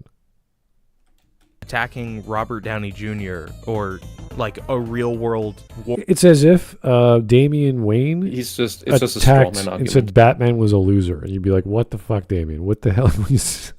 There's lots of reasons people hated Damian when he first came because he was a brat, and now they wrote him a bit better. If you have a replacement for Batman, you better have some really good shoes, like really big feet to put in those shoes. Same with Riri Williams. If she's annoying, and obviously she's not as good as Iron Man, or that'd be ridiculous. But you have to give her some drama. You have to let her care. We have to care for her as a person. Then you're like, all right, we'll give her a chance despite her flaws. Let her grow into being the person in the suit. If you start insulting where you come from, whoa, not a good look. And that doesn't have anything to do with Marvel. It's anything when you're killing off a protagonist or you're replacing a protagonist in the story. It's like, wait, we're here for the protagonist, and if they're gone, you really gotta do everything perfectly right for us to care and keep watching. I think Tyler Preston in the chat is onto something, where he says, "You guys," meaning the guy we are covering, act like Riri's a real person whenever people insult her. And which I think is where the straw man comes from, he just made up. It's a projection. I don't know why he likes her, because he admits the writing is bad. Because his ideology says she must be beloved because she is the icon. I don't know. She is the future. She is the progressive continuation of what must be. Like, if I look at a story, I know it's crap, I could pick apart the good parts. Say, oh, this is actually pretty good. And then I would say, if only they focused on the good parts or wrote like that with the good parts. Or the premise was really good, but the execution was bad. Like, I could say that based off analysis. It would take some time. That's what he has to do here. He has to say, hey, Riri could have been a really good character, but she insulted Iron Man, and I understand why these people would immediately dislike that character. It's like insulting Spider-Man. It's like, why would you ever do that? And you want to be the next Spider-Man? Are you serious? The thing is, hypothetically speaking, you could make a black girl be the successor to Iron Man, you could write that story, but you would have to write it well. Riri Williams is not that. I just thought of a great example of taking, like, remember, I can't remember the episode name, but Captain Picard was taken over and captured and tortured, and they brought in a guy specifically designed to deal with the Cardassians, Captain Jellicoe. And oh yeah, amazing episode. And everyone hated him, but he whipped everyone into shape. He had one job, and that was to save Captain Picard, and everyone was on pins and needles. Troy had to change her freaking outfit. He hated Riker. Riker hated it. Like, everyone was like, I hate this guy. But everyone got better. The ship became more efficient. They saved the day, and Captain Picard's back. And it was a great episode, not just because of that, but because Picard was going through torture and all this. It was fantastic. And Angelica was like, I can't believe I'm working with these people, blah, blah. It's like, yeah, everyone hated him, but he was the right guy for the job. He was more classic military, while Picard is the let's be more of a family while retaining professionalism. And I will only get the militarism out when it's absolutely necessary. Yeah, he's very, well, I wouldn't say intellectual, but he felt very cultured but strict. Whereas Jellicoe was just military, get it done, do it now. Yeah, machine. Done. Yeah, which is what they needed at the time. And some of those things stuck, which I was like, yes, keep trying that damn outfit. give her the blue. Give her the. And why was it blue? Why wasn't it red? I don't know. She got the commander test. It's like, it was okay, whatever. She likes blue. Don't let her at the wheel. We saw what happened. Don't let her drive. And they gave Riker, they hyped up Riker for being a pilot. He's the best pilot in the fleet. It's like, okay, and he showed him piloting, and he did the job. It's like, yes, even if it wasn't a big job, it was still a job. Angelica, entire Federation. Have you noticed that every big Star Trek ship has the best pilot? I know. It's Riker Dan and Voyager. It's Tom Paris. Yeah. Well, he's the rebellious pilot. You have to get him out of prison. And who's the best pilot in DS9? Do we have one? I thought it was Dax, maybe. Yeah, especially the new one, the spunky tomboy. Yeah. So yeah, we have to have them race each other. He's a Marvel character. It's okay, I promise. So, she's saying that she's going to be bigger than all of those men that went before her combined. Courtesy of? You asked Dave Cullen whether you could use it, because that's what that means. You didn't just take it, because that would be fair use, which is fine. But when you say courtesy of, that means you asked him and he said, yeah, you can use my stuff. That's when you put those words on there. I doubt you did. Just saying. I'm a bit doubtful that you did that. The absolute state of this show. I mean, the narcissism of this character is off the scale. How come Tony Stark and, indeed, Hank Pym weren't constantly comparing themselves to their peers or claiming how they were better than someone else that went before them? Okay, but again, this could just be taken as a girl, trying to challenge herself. I'm going to be better than Superman. It's like, well, good. Shoot for the stars. You'll never get there, but it's fine. I don't see it as that big a deal. So you can take it literally. I don't think that's what she meant. They just did good work that was meaningful. Yes, my two favorite humble and non-braggadocious kings, Hank Pym and Tony Stark. What are we talking about? On a side note, I'd like to announce that I am changing the format of this channel. I will now be a PNG tuber. So someone draw me like a quirky little character.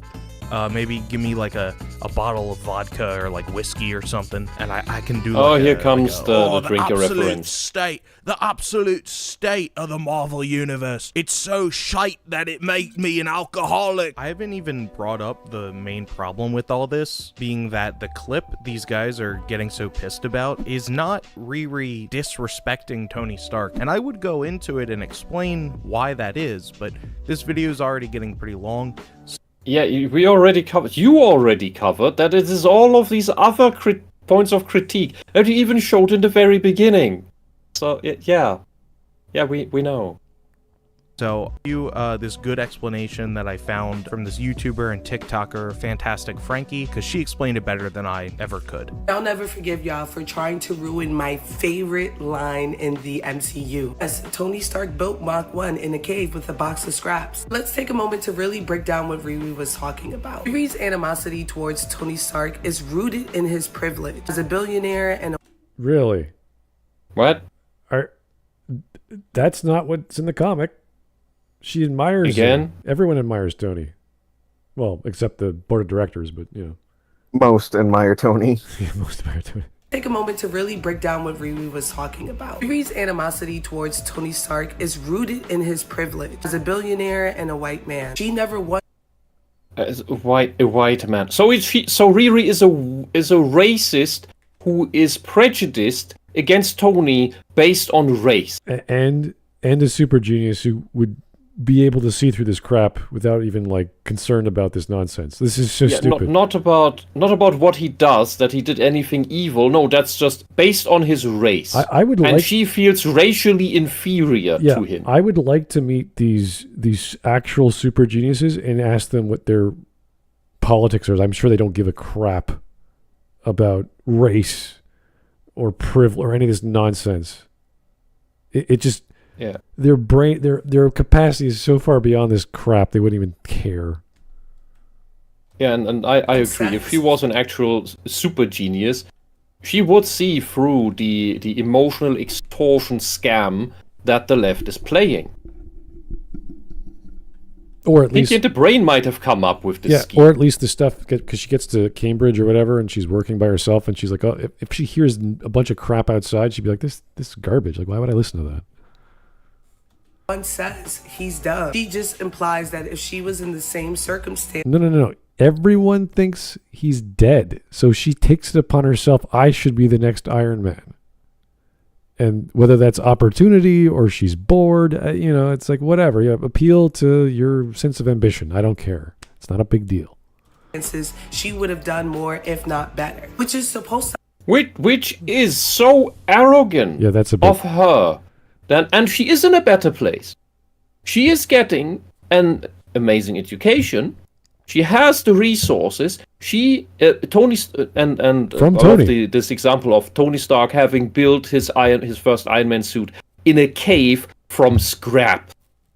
Whereas she is found by Tony, or however that works, in Cambridge, and I think I can't remember. Does he support her before or after she's in Cambridge? I can't recall. You just remove the racial and sex elements, and Riri is wonderfully cared for and supported. Yes, Tony had his father that supported him greatly, no question.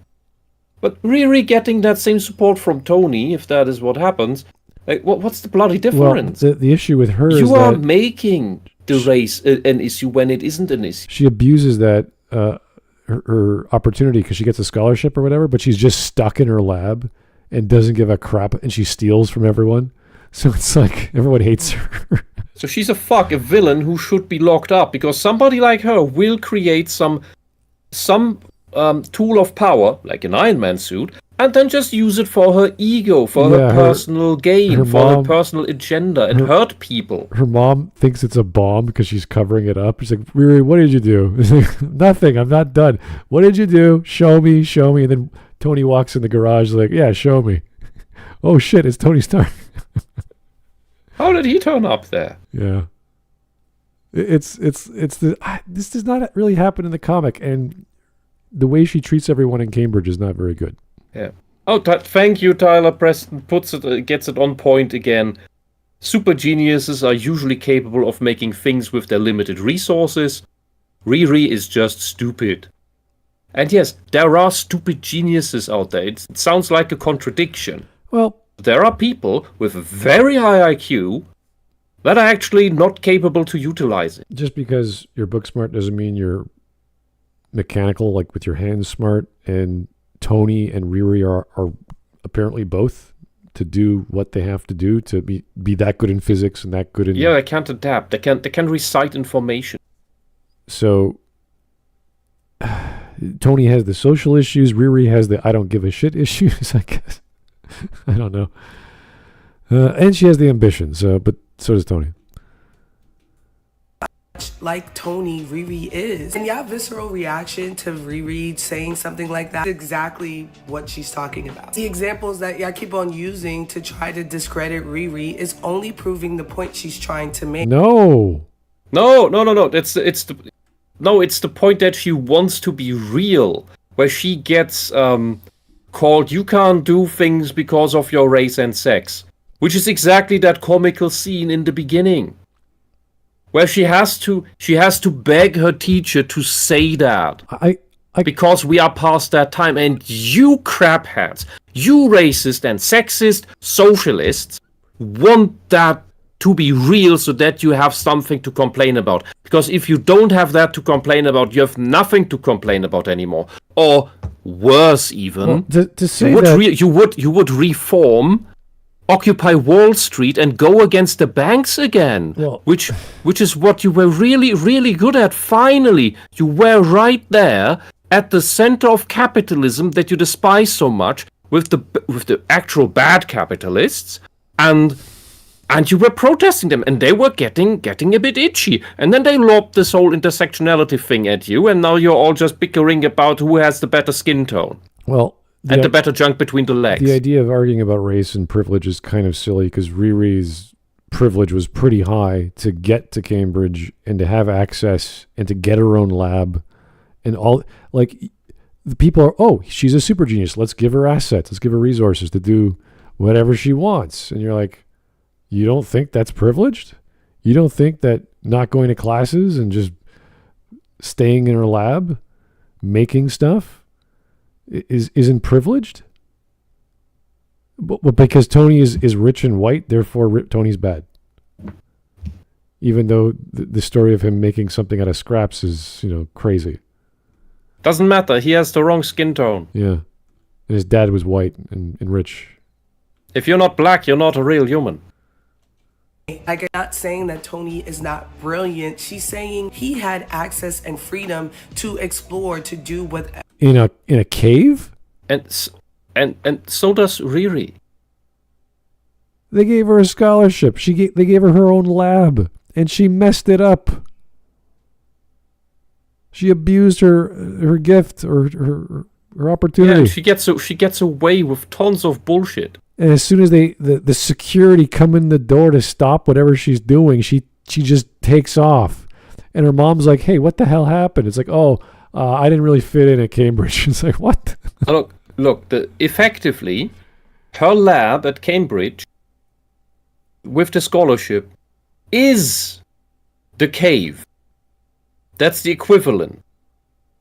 Tony Stark's cave is, I have some scrap. I am about to be killed by terrorists or extorted by terrorists.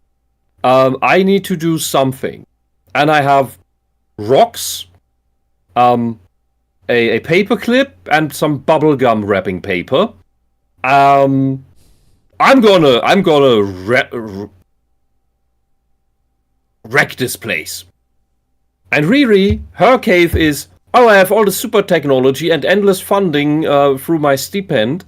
I'm gonna steal some shit.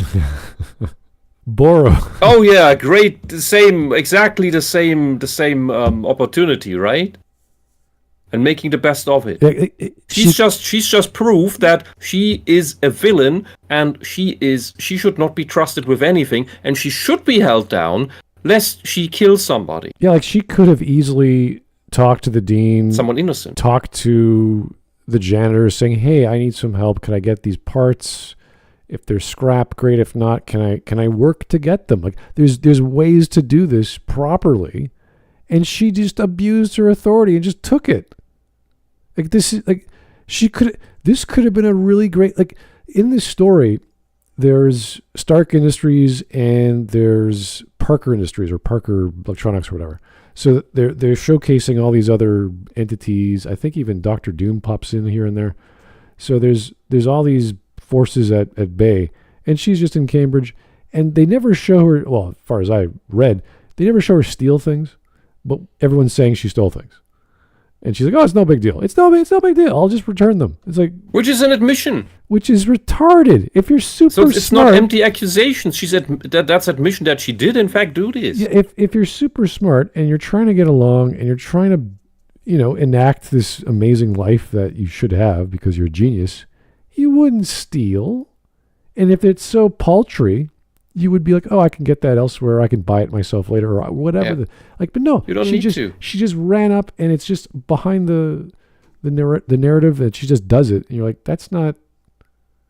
Means she doesn't respect other people's boundaries and property. So she's a narcissist. Compared to Spider-Man, who had to figure stuff out on his own, making stuff in his own lab, or with Tony, who again was threatened with his life to go fight in that from that cave with the guy helping him. I can't remember his name, but obviously it would be nice if she had Tony with him to help her out. But it's this. If she was written better, yes, we would like her more. That's true.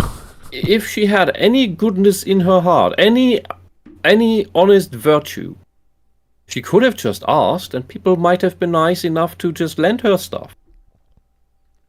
And that's usually how things in these places go. And she was There's tons of scrap in the corridors. Yeah, she from experiments and ideas, and then you go, "Hey, can I borrow your thingy-magook?" Yeah, sure. She invented that Geordie's visor that guy was talking about when they were having a video call. Like, that thing could detect microbes in the so someone put it on and was like, "Oh my God, everything's filled of microbes. It's disgusting in here." It's like, yeah, sorry, I don't clean up that much, and maybe the microscopic world is too disgusting for most of us.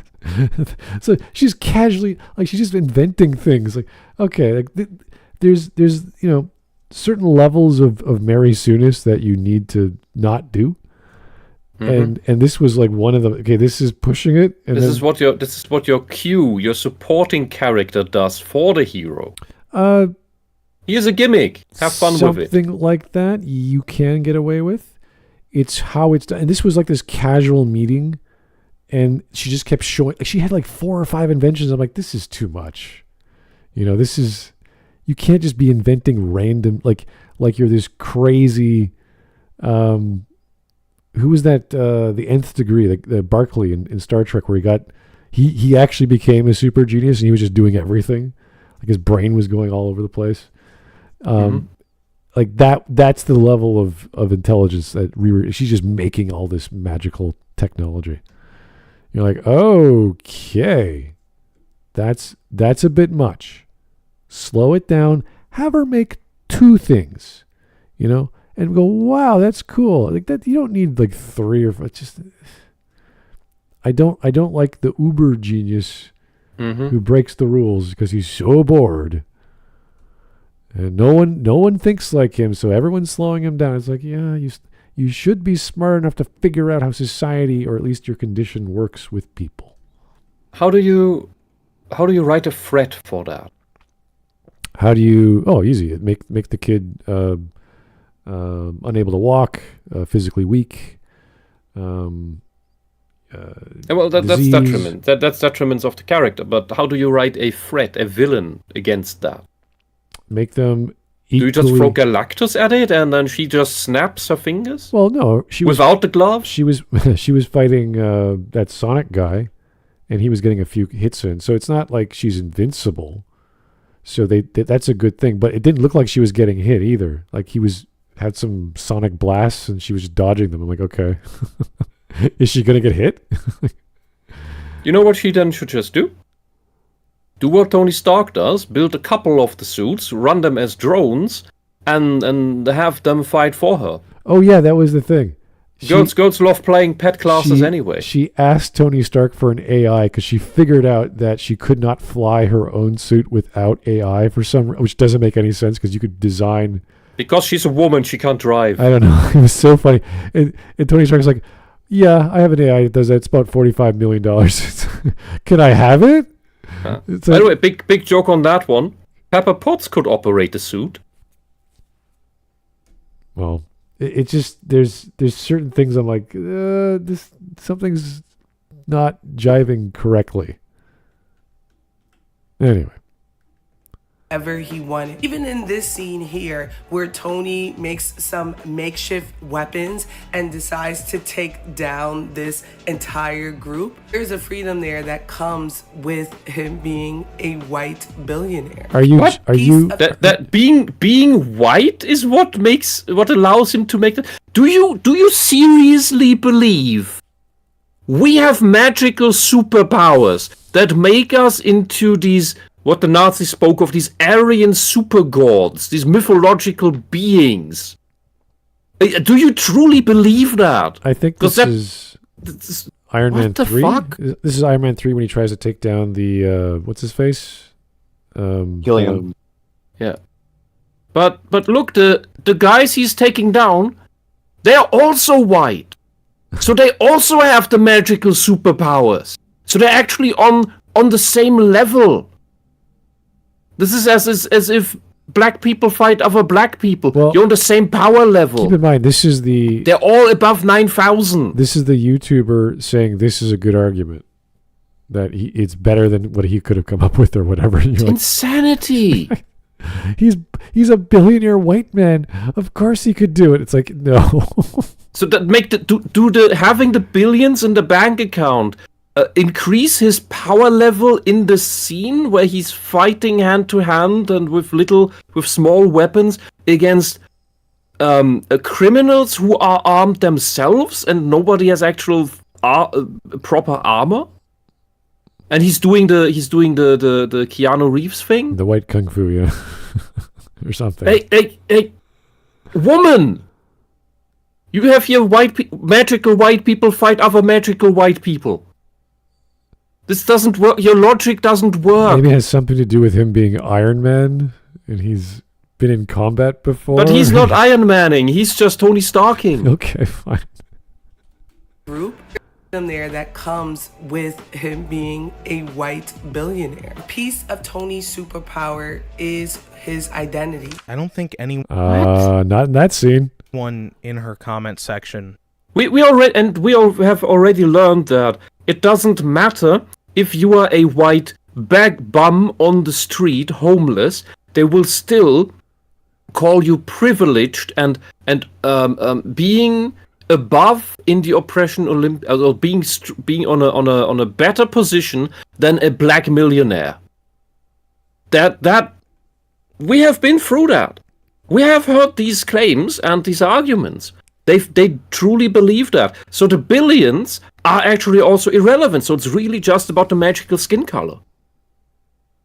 And as I said, that doesn't work in that scene because Tony Stark isn't fighting black people who you believe don't have the magic power, while the black Hebrew Israelites believe that the melanin is actually what gives you the magical powers from the sun, which actually make you super powered and more better than the white people who have just stolen all the technology from you black people. But somehow you can't reinvent them. But Okay. Oh god! Oh god! Oh god! Oh god! How can you come up with this shit? These quote-unquote rebuttals are not responding to her actual argument. That because her argument's retarded. Why would you bother? Like, you're an idiot. Like, would you? 5 talking points that chuds online keep saying about the chuds about this show. And that's kind of the problem here, right? Even if you perfectly articulate an argument in favor, she's not perfectly close to anything of this show or these comics, a lot of people just aren't going to give your side the time of day. We listen. We're giving you how much we've given you.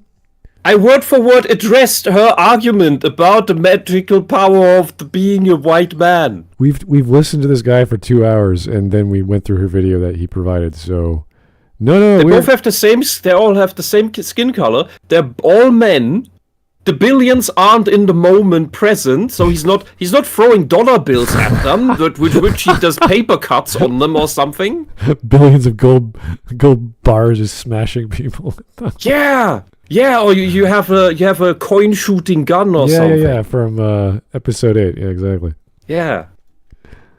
who already hates Ironheart because she's like making the MCU woke or whatever. Well, it's already bad. It's already woke. First of all, I'd be amazed and impressed if you made it this far in the video. So, hi. Hi. Hello. I assume you only clicked on this video. Can we expect the same strength back? No. To dislike and leave a comment about how I'm gay and woke or whatever. But seriously, please leave that comment. It helps with engagement and boosts the video and the algorithm. No problem. And I need to get more subscribers than Mullet Man Comics. Please. It's the only thing that keeps me going. I will not Okay, you are 658,000 subscribers away. Keep making Good luck. Keep making these weird, I don't even want to say arguments at this point. There's just this take we've heard over and over again. I find it fascinating that he can post the actual counter arguments that have substance and substance and logic, and then he just goes on about they just said stupid things. Here, listen to the real argument from the mad socialist woman who talks about magical race theory. These are grifter chuds, and you're like, okay, can you tell me what they said that's so wrong? That it's so. I'm not saying they're not emotional either, or they're not subjective either, but are they wrong? Is this a good show? And if it is, why did you admit it's being mediocre? This is silly. I find it. I'm sorry. I'm just stuck on. I find it so fascinating that these people truly believe the magical Nazi race theory about white people having magical powers. The money melanin power of whiteness and billions of dollars or something. Okay. Until I beat Mullet Man Comics. Of course, once again, none of these people who bitch about the show have actually watched it. Yes, they did. I have watched so many of your crap shows, and it always just caused me pain. We do these this. things. These shows are completely predictable in what they do. Yeah, I mean, and let me remind you about Falcon and what was the Falcon show called? Falcon and the Winter Soldier. I don't know. Yeah. Where in episode 2, Falcon says the line that the camera's panning over the lake to his beautiful, privileged house where his family lives in, because that must cost millions. And they talk about going to the bank, and he says, we don't like talking with these people or dealing with these people, by which he means white people. And then going to the bank, we see all the actors and the names there are Jewish. Oh. Huh. That's some strange veiled message. What are you trying to tell us, Falcon? Every fucking time. Nice. I've seen the reports on viewership. Most of y'all are lying, but it doesn't even matter. We've reached a point in internet history where truth and facts literally mean nothing. Something becomes you've proved that's your modus operandi. Facts don't matter anything to you. The more sure, this was the case in 2016 with Comicsgate, but it's even more so now that social media sites have just... Oh no, not RFK, trying to help people not get sick from all the pharmacy issues that have been plaguing America for, 80 years? How dare he talk to... Oh, strange how everything bad really went apeshit after the war. Patton was right. Like, if we look at what's been going on with the world since Trump took power the second time, like the things he's trying to do, people don't agree with. But if you don't understand world economics past World War II, there's no reason you should be, Trump bad. Even in Canada, where I'm trying to explain things and how in reality, there's been a downturn, but there's actually a lot of now interprovincial trade going around, and people are going on vacation in Canada from Canada. It's like, wow, we have a beautiful country. Who knew? We're spending money. We're inventing exchange traded funds for Canadians by Canada. It's just like, what a concept. Like, we're buying our own and investing our own companies. What a great idea. Like, it's like we've been doing a lot of not soul searching, but like, what does it mean to be Canada or Canadian? How do we better ourselves? Because obviously times are tough for everyone. But holy crap, people think a trade issue with the States is like the end of the world and Trump must be stopped. What the hell? Drink yourselves healthy. It's so bizarre. And, the last election, we were sold that Trump is the worst threat in our existential existence. You're like, what the hell? And of course, Canada gets the worst trade deal, and hasn't talked to Trump in 41 days or 42 days now. Oh no! Yeah, we're so good. We got the European banker to come to Canada and become our prime minister, so he can not talk to Trump, piss everyone off, not do anything, not help our seniors and help our veterans and figure out our defense. Like all these lies that went on. It's hilarious. And there's record number of people leaving provinces for other provinces or leaving the country entirely. So keep the Quebecans in Quebec. I know. Yeah, we got to keep this wall around all Quebec. Electric fence. Anyway. They can't climb. That's enough of me ranting about Canada for today. Electric wall. On disinformation and actively feed into the attention economy that comes from outrage culture. Guys like the You mean like yours or Mahler thrive off of outrage, and companies like Google, Meta. Google, not. Hey, see Mahler, you defending this woke Norse nonsense garbage of God of War doesn't make them like you. They will always hate you because you dare criticize the wokeified Star Wars. Since when was Meta right-wing outrage culture? What the hell? Isn't it? No. Or Google.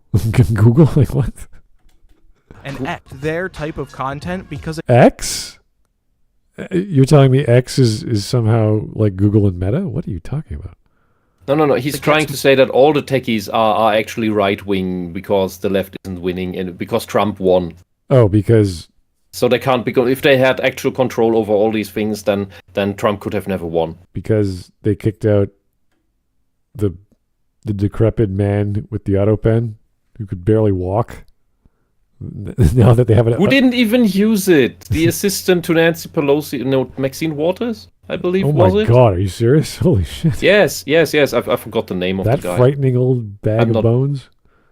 I'm not deep enough into that to remember all the American weirdo politician names. It's too crazy. We get some news, but yeah. Yeah, but you were actually, this was an actual House of Cards story, and you were ruled for 4 years by the assistant to, I believe, Maxine Waters. Oh God. Anyway, back to less stupid things.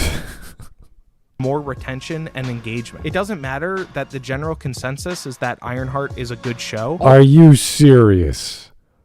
Are you making an argument ad populum? Or like this is? It doesn't matter that the critics online like it. It's like, yeah, you're right. It doesn't. Tell me why you like it. Explain to me, because last time you said something, it was mid. The comic was meh. Is that dirt on my screen or his screen? Oh, he's doing it.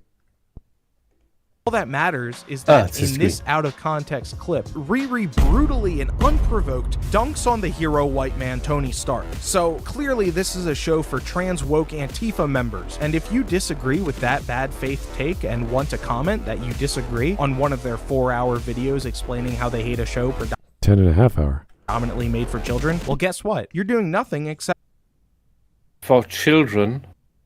Also, you admit that all the socialist propaganda crap is made for children, that you are after the children. Fuck off. Boosting their content in the algorithm. My friends, it is a rigged game, and the only... I don't... What are you talking about? Where are we going with projection. We know who's cheating at elections. So the popular critics are rigging the game. Are you... I mean, what is happening here? But they don't believe their opinions. You call them grifters, so they don't actually believe what they're saying. So what do they actually believe? So so all these guys are lying to everyone, and everyone else agrees with the lie. Is that Is that it? But you're the guy sharing the truth.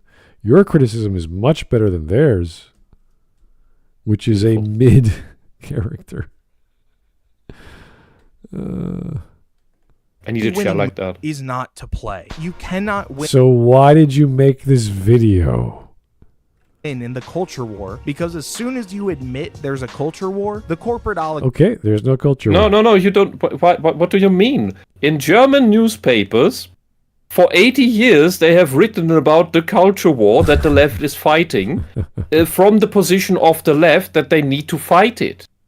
Well, apparently this is not some conspiracy. Well, it would be a conspiracy if it was secret, but it has always been an open plan. Der Kulturkampf is one of the oldest things in German politics since the socialists have existed in Germany. Well, I want to know, is there a culture war? And if there isn't, what's the big deal? If you don't care, like what's it's a very big deal, because the culture war, like all socialist garbage, will not stop at you not caring. You have to agree with it, and if you take a neutral position, that will be judged as you being against it. If you're not for it, you are against it.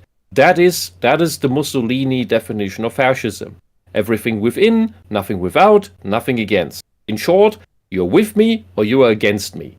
And the culture war is socialism against every other culture that exists. That's what it really is. That's all it is. So don't let the socialists divide you, because that's how they conquer you. All right, that's all. We got a minute left, and the culture war may or may not exist. But if it does exist, you don't have to talk about it. Monetize it. They have no interest in this war subsiding, because the more people argue, the more they use their products. The races. What? Who are we talking about now? Google? Tesla? What do you... I'm not too cut up, and I'm... It's definitely not the critics who are selling coffee or whatever. That's kind of goofy. That's not anything to do with anything. And sexism and homophobia. Oh, good Lord. That alt-right influencers and critics weaponize in their content is very... Yeah, I'm sure Mahler really weaponizes sexism. What the fuck? This is so... There's so many gays and trannies arguing against the leftist garbage. And you still use these words, because if you are not left, you are not allowed to be any of the oppression group attributes. You're not allowed to be black, you're not allowed to be Hispanic, you're not allowed to be, well, Asian depends on the day. You're not allowed to be Jewish, you are not allowed to be homosexual, you're not allowed to be trans in any way, shape or form. You're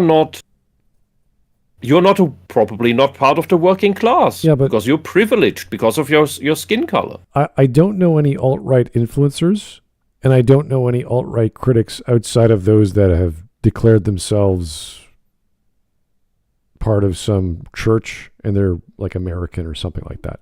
And they usually like Charlie Kirk or something like that. Like that would be a... And don't forget, if you're not a socialist, they will even revoke your woman card if you are a biological woman. Yeah, but all the people on screen are just guys who talk about media. And if you don't like what they have to say, don't listen to them. Because what you just complained about, of the culture or whatever, you are now taking part in, because you are criticizing the critics.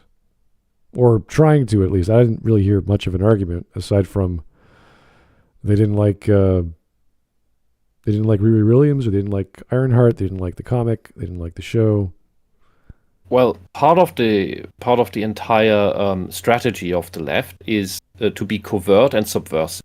So you always have to lie and obfuscate about what you're actually doing.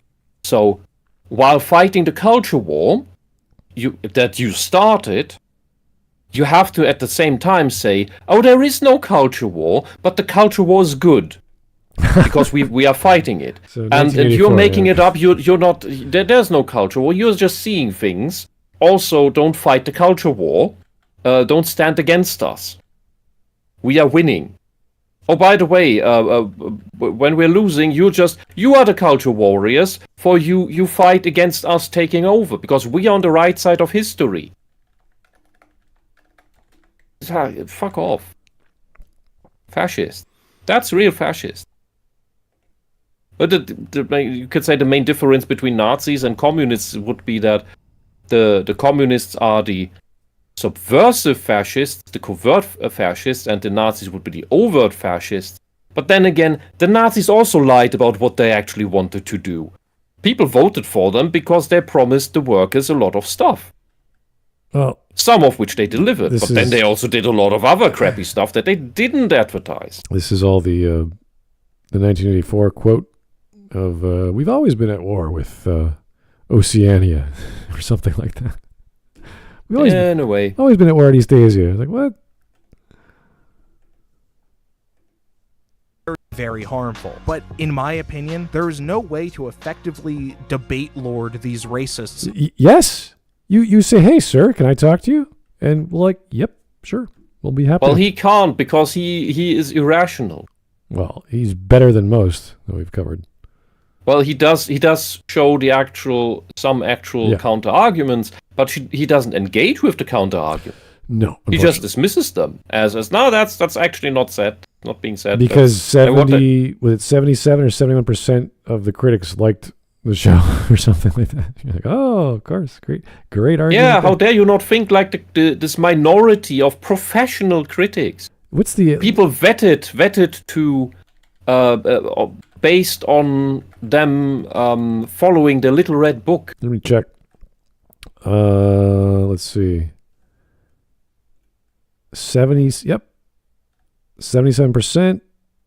How many people? I can't tell. It won't give me a number. It usually says how many professional critiques it was. I know, I just don't know where to find that number. Average tomato meter. Well, if someone could find that for me. Here we go. I got a breakdown. All critics, 66 critics consider it fresh, and 24 consider it rotten. Wow. Okay, so what is that? 80 something, 90? Well, 77%. No, the number of the quantity of critics. The persons. Yeah, 66 individuals. Out of these 90 people, 66 liked it and 24 didn't. So we get 77%. Okay, and how many public reviewers were there that didn't like it? I don't know where to see that. If someone could Isn't that right next to it? No, well, they changed the format, so I don't know where to find it. Oh, no. May have to log in. I have no idea. Anyway. Well, it's the public ones are usually hundreds and thousands. Yeah, exactly. Yeah. So the masses are wrong. That's what he's telling us.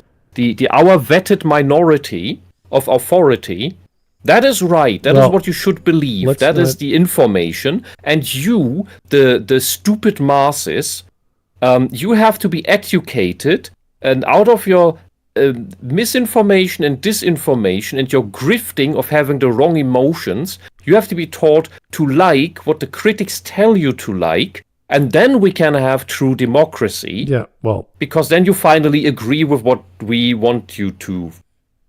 We could devolve into ethics are made by groupthink or group collective opinions, or there are some objective values to aesthetics, utilitarian views, etc. I'm not going to go that far because it's too much for this stream. But yeah, you can just ask yourself the question. Concluded from that, who is the actual Democrat and who is the actual fascist? If they know what fascist means. Well, I explained it just a few minutes ago. Let's not stretch too much here, defining people's political views. And the way I see it, the only way to stop this endless cycle of right-wing outrage content slop is to regulate social media. Oh my God, are you serious? How did we jump? Why is it always the last 2 minutes where they go freaking nutbar?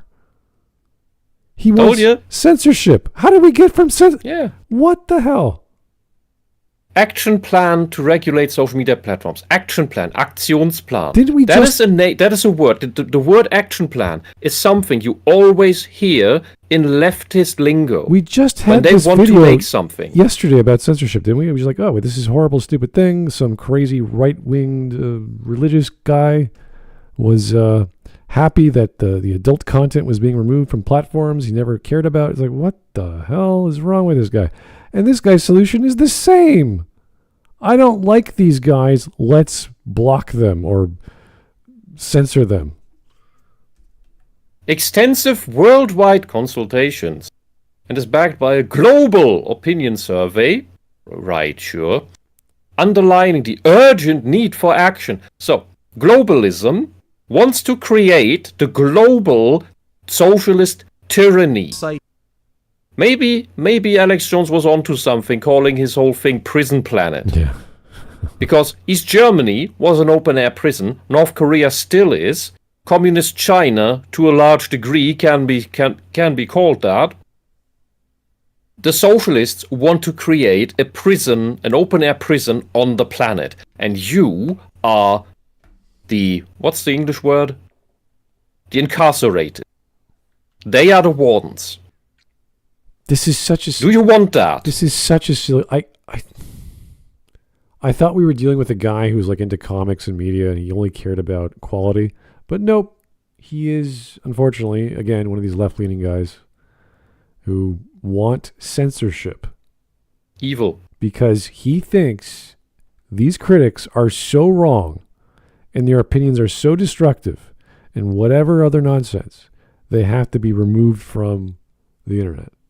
How dare they don't just fall to the same brainwashing I have subjected myself to. Like, we watched this whole video, and he can't even show the actual counter-arguments, and he will not even recognize them. I want to stop right there. We only have 40 seconds, but come on. We went through this yesterday from a, less intelligent. They're just on the same level. They're just, one was streamed. This was Yeah, scripted. yesterday was just dumb. It's hard to believe that this is a genuine creation. It's a genuine opinion.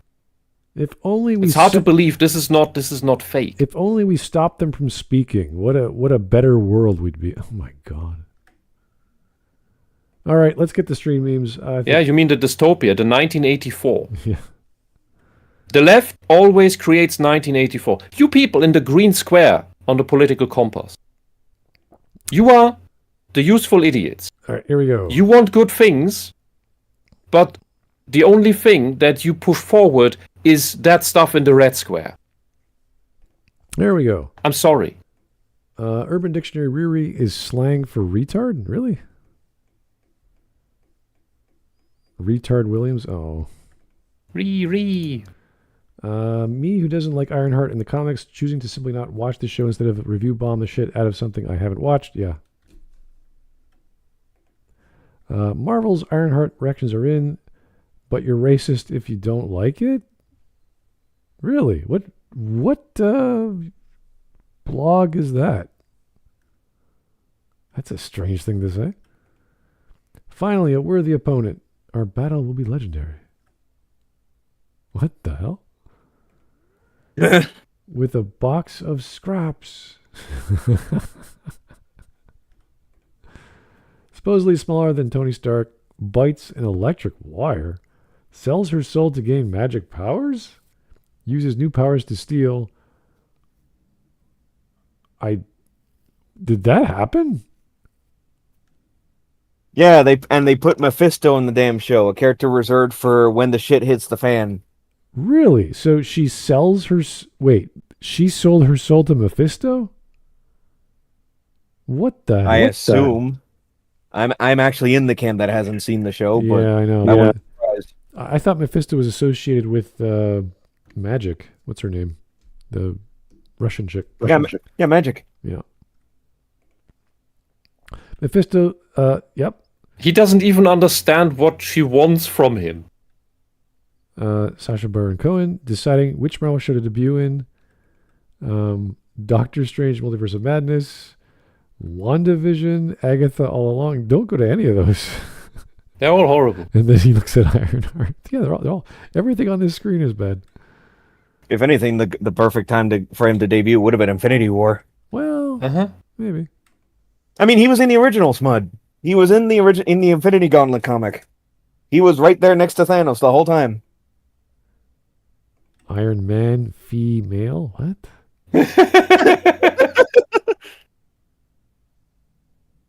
I like it because I like chemistry, but that's, that's the porn? That's the one I was talking about, yeah. Wow. Before Ironheart, years before. Must have been, yeah. Jailbait. Before Marvel's Ironheart. Are you once again asking for your financial support? Silver. She even bashed He's Silver.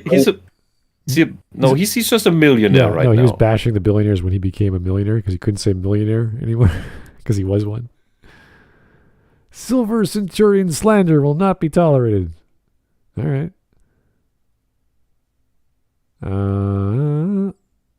Okay. Yeah, I didn't get this far in the story. I have no idea. There he is. Come on, that's one of the iconic Iron Man suits. I know, but I just didn't know it was in the comic they put in. No, not you. I'm talking about like when they actually mention it in the comic here. Yeah, this is what I read. This was like the first page of the episode. Your daughter has tested at the level what they now refer to as super genius. There's no such thing as a super genius, guys. We say that in a comical sense, not literally a super genius. There was a genius now, and there is also super genius. I don't think you have to be a super genius to figure out what that means.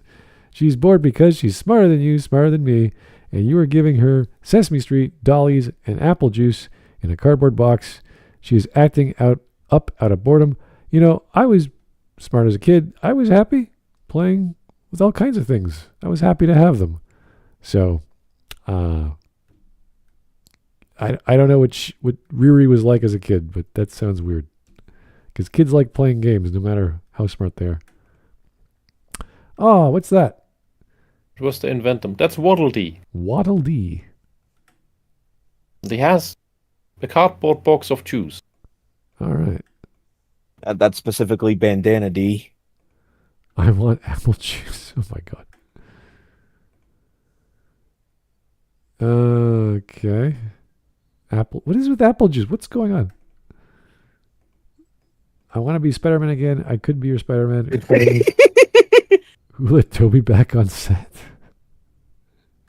Oh my god. What is going on here?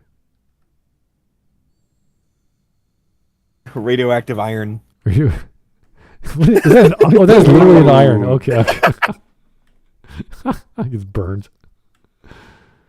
Gives terrorists his address, gets house blown down to smithereens. Yeah. That's right, he did. I mean, to the film's credit, he was dealing with the damn anxiety that happened at the end of the Avengers, so there's something there. If you want a better substitute for Riri, allow me to show you what J. Jonah Jameson grandson got into with Perfect Human Fly, where he's called the Buzz to honor his buddy Buzz Bannon. Yeah, Project Human Fly. That's cool. That looks stupid. Oh no, it's a Marvel. It's superhero comics. What do you expect? It's a Marvel. There's degrees. There's degrees. I'll give it that it took a little bit from the Beetle.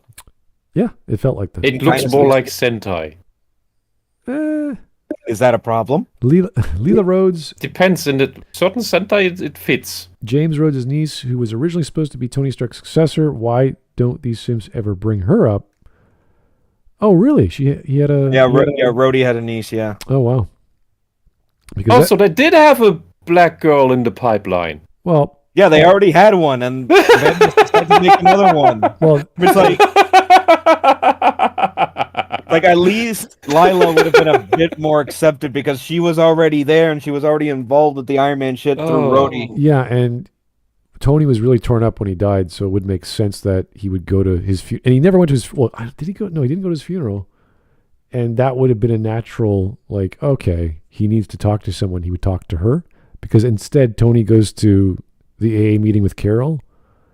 And he starts talking to Carol and how much he loves Carol. I'm like, what is going on here? So, honest to God, when they first announced Ironheart without any other like context, I honestly thought it was going to be Lila. Because she's right there. Whisp is right. Okay, let's see what this is. Lunar. Why does Lunar Archivist sound familiar? Because a lot of your new characters suck and have horrible personalities. Riri Williams, Ironheart, isn't despised for being a black female character. She's despised for being so full of herself that she had to ask a teacher to pretend to discriminate against her to motivate her. Yeah, which is the whole thing we brought up during the... Yeah, but we took that apart and saw it as just a joke, so it's not a big deal. The thing is, even the motivation... No. This is right. It is depicted as a joke. Sure, it has the comedic timing of a joke, but in the end, the entire thing is that Riri didn't need this. She wants to stage this. She's a drama queen. She wants these things said, but you don't, especially if you are a genius, you don't need these things said to you, even in a fake manner, and she knows it's fake, so why does it suddenly help her? Well, this scene with it's nonsense. Holding this like, I'm guessing she uses these astronaut as a person to look up to, like a role model. That's fine.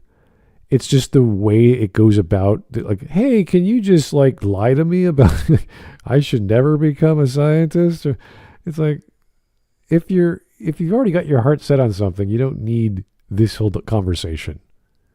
Unless this was an assignment, then she has to hand something in. So I find this whole scenario a dumb way to present Riri. You could have done lots of great things with this as a kid. How she wants to be the next Iron Man or be something or be a scientist. Like, there's lots of ways to do that. Or just be or even if it was just as generic as I want to be the next big superhero. Yeah. Because this is a universe of superheroes. It's like, and they keep cropping up. You don't know who's next. Yeah, I like the same with referencing Nina Simone or Geordie LaForge. It's why would you pick Geordie? Why would you pick Cisco specifically? Oh, right, they're black. It's the most irrelevant part. We don't watch Star Trek because there's black people. It's the like what are like. But the black people who watch Star Trek, they watch it because there's black people. Well, the black narcissists. Well, this is what your brain starts thinking. Like, why did they bring that up? It's silly. Mainstream black-led Marvel show has stereotypes. Yay, such for great representation. Slightly edgy YouTubers make fun of those stereotypes. Those bigoted chuds.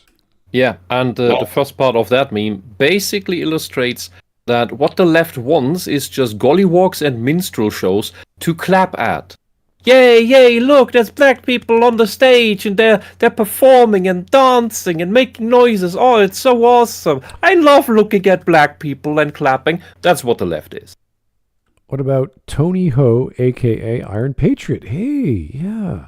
The granddaughter of Ho Yinsen, the man who helped Tony build his first armor. Yeah, they could have done that too. That would have been great. Like, you'd think that they bring it back around to Yinsen by having his granddaughter be the next Iron Man. Or Iron whatever. That would make sense. I mean, she was already Iron Patriot, so why not? Yeah. Again, that's another character that was right there to do this with. But no, give it to Bendis to make it shit. People criticizing. Its proportions looks like a space. It looks like an Astartes from 40K. Well, that's the Iron Patriot armor for you. Oh no, we're making a Birdman joke. Understand that people can dislike a black main character for non-racist reasons or draw 25. I love these draw 25 memes. Yeah, we've tend to forgotten about the Birdman. He gets just brought up because I don't know, some other YouTuber brings them up. And we're like, oh yeah, that guy. He crops up in suggestions every so often, but it's just like no. Yeah, there's no. Anyway, yeah, whatever. Never let movie synergy trick you into thinking Iron Man isn't sick. I love it when the bad guys try to hurt me. Oh my god. Yeah, I eat this stuff with a spoon. Oh jeez. I assume sick as in like badass or something. Be dumb enough to hit me. I'd rather not. How is that sick? Or is that a positive? As in the positive, yeah. It's like he gets shot and immediately goes for the guns. And it's like, hit me, I dare you. Okay. Other Marvel characters committing crimes for understandable reasons or being redeemed for said crimes. Ironheart committing crimes to get money for her suit when she could get the money legally. Yeah, I was wondering what was going to happen there. They're the same picture. Yeah.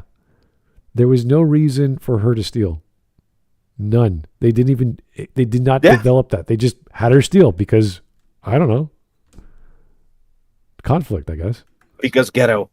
I don't know. I have no idea.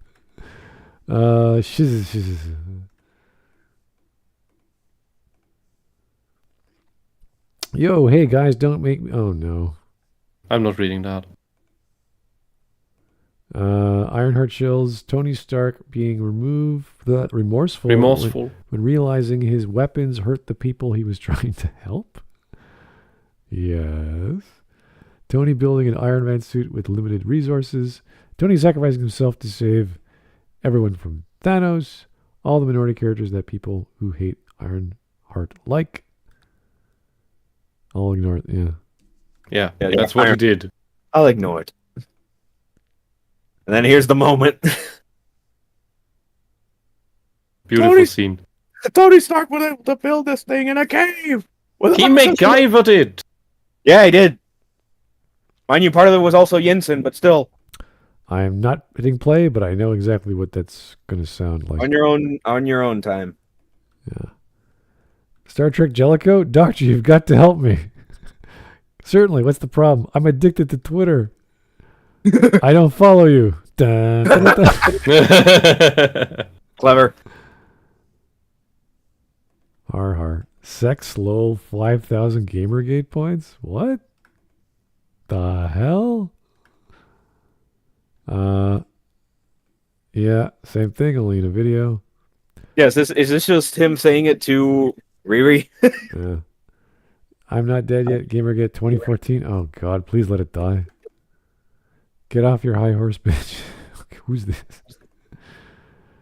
Marvel Comics fans, SJWs, you don't read yeah. Pretty much. Yeah.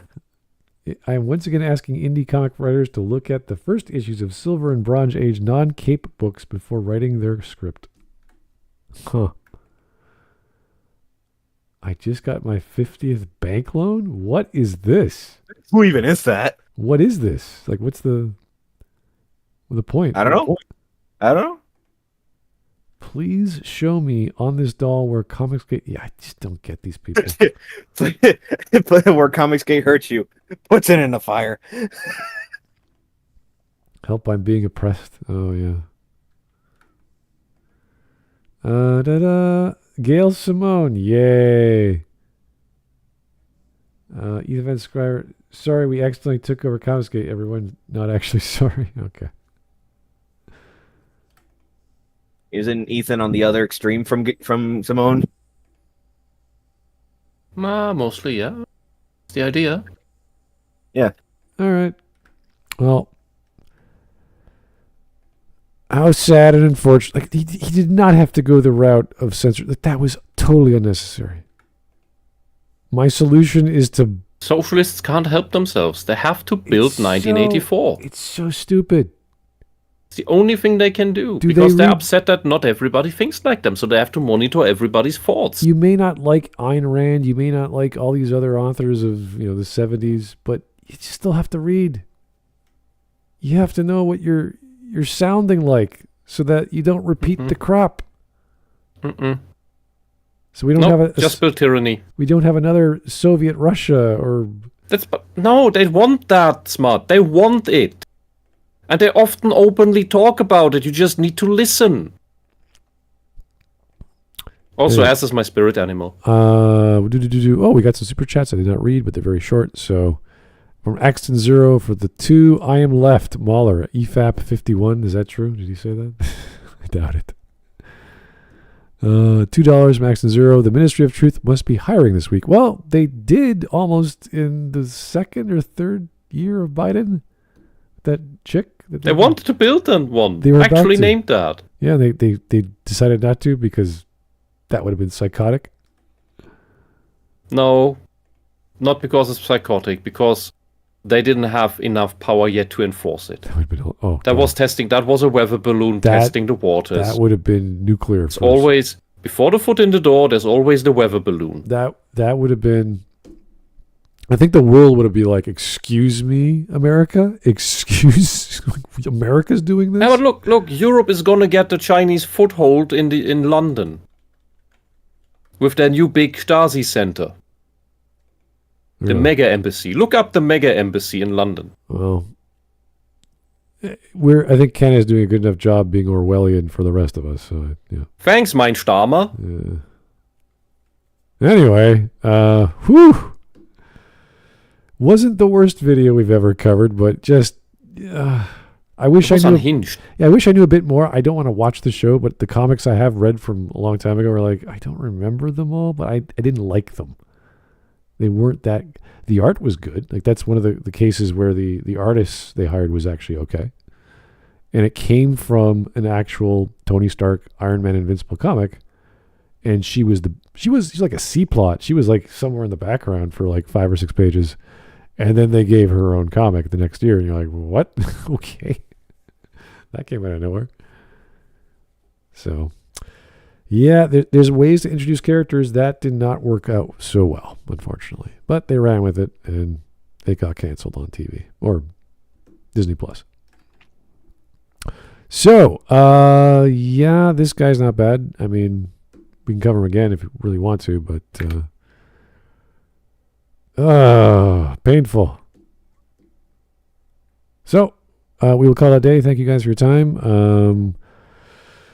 Yeah, I think we'll take a break tomorrow and come back on Monday if we have more videos to cover. But we did not make any anime jokes, thankfully, because of the month and the 888 number in our title. Holy hell! Yay! Just my brain can only be hurt in one direction. I can't go multiple directions. I just won't. Yeah. It felt like that to me because for half the time I wasn't aware which position he was actually about to argue. Because his funny skit bits were hard to decipher, but maybe that's just my old. It's funny. They all think the same way. They all hate Elon. They all hate Trump. They all hate the critics. They all use the same lingo. It's like they're all the same. Thank you. You're finally coming around to what I've perceived for years. Which is that they do not have developed personalities.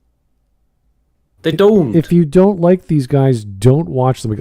That's why the Birdman is so hilarious, because he constantly is criticizing the drinker, and I'm like, what is up with like you're making the argument real, which is he's a grifter. It's like, what do you think you're doing? And with Birdman, you can see his own insecurity time and time again. Because he doesn't have the emotional control over himself. Yeah, he's something that Walsh doesn't slip that often. But Birdman, he slips constantly. He swears. You can constantly see that he knows that he doesn't know what he's talking about and doesn't believe what he's talking about. But he makes money doing this channel. He goes into the ad hominems every other sentence. It's like, okay, if you're going to keep swearing, why are we listening to you? Why are you always so angry? Like, what is happening in your world that you have to put on a show for your viewers to swear, look at the horrible grifter doing the thing I don't like? It's like, dude, go for a walk. Get it out of your system. But of course, he makes money performing. And not using his brain. And it's like, hey, maybe these guys, they're free to think whatever they want and whatever rationale they got. And so am I. Anyway. Yeah. I had a wonderful night walk through the forest on the weekend for 5 hours. It was wonderful. Oh, did you hear about a gentleman in his backyard of Nova Scotia got fined $30,000 for walking in his backyard? What? Yeah, it's illegal to walk around in Nova Scotia because they're afraid of people starting fires. In Canada. It's great. What? Yeah. Okay. What? No. I'll show you. And the tyranny. In Canada, good luck. We voted them in this year. Well, that's why you don't. Treat the thing with elections is that you have to treat every single election as if it would be the last you would ever be allowed to have. Anyway, thanks, guys. We will talk to you soon. Have a great evening. Good night. Night. Good night.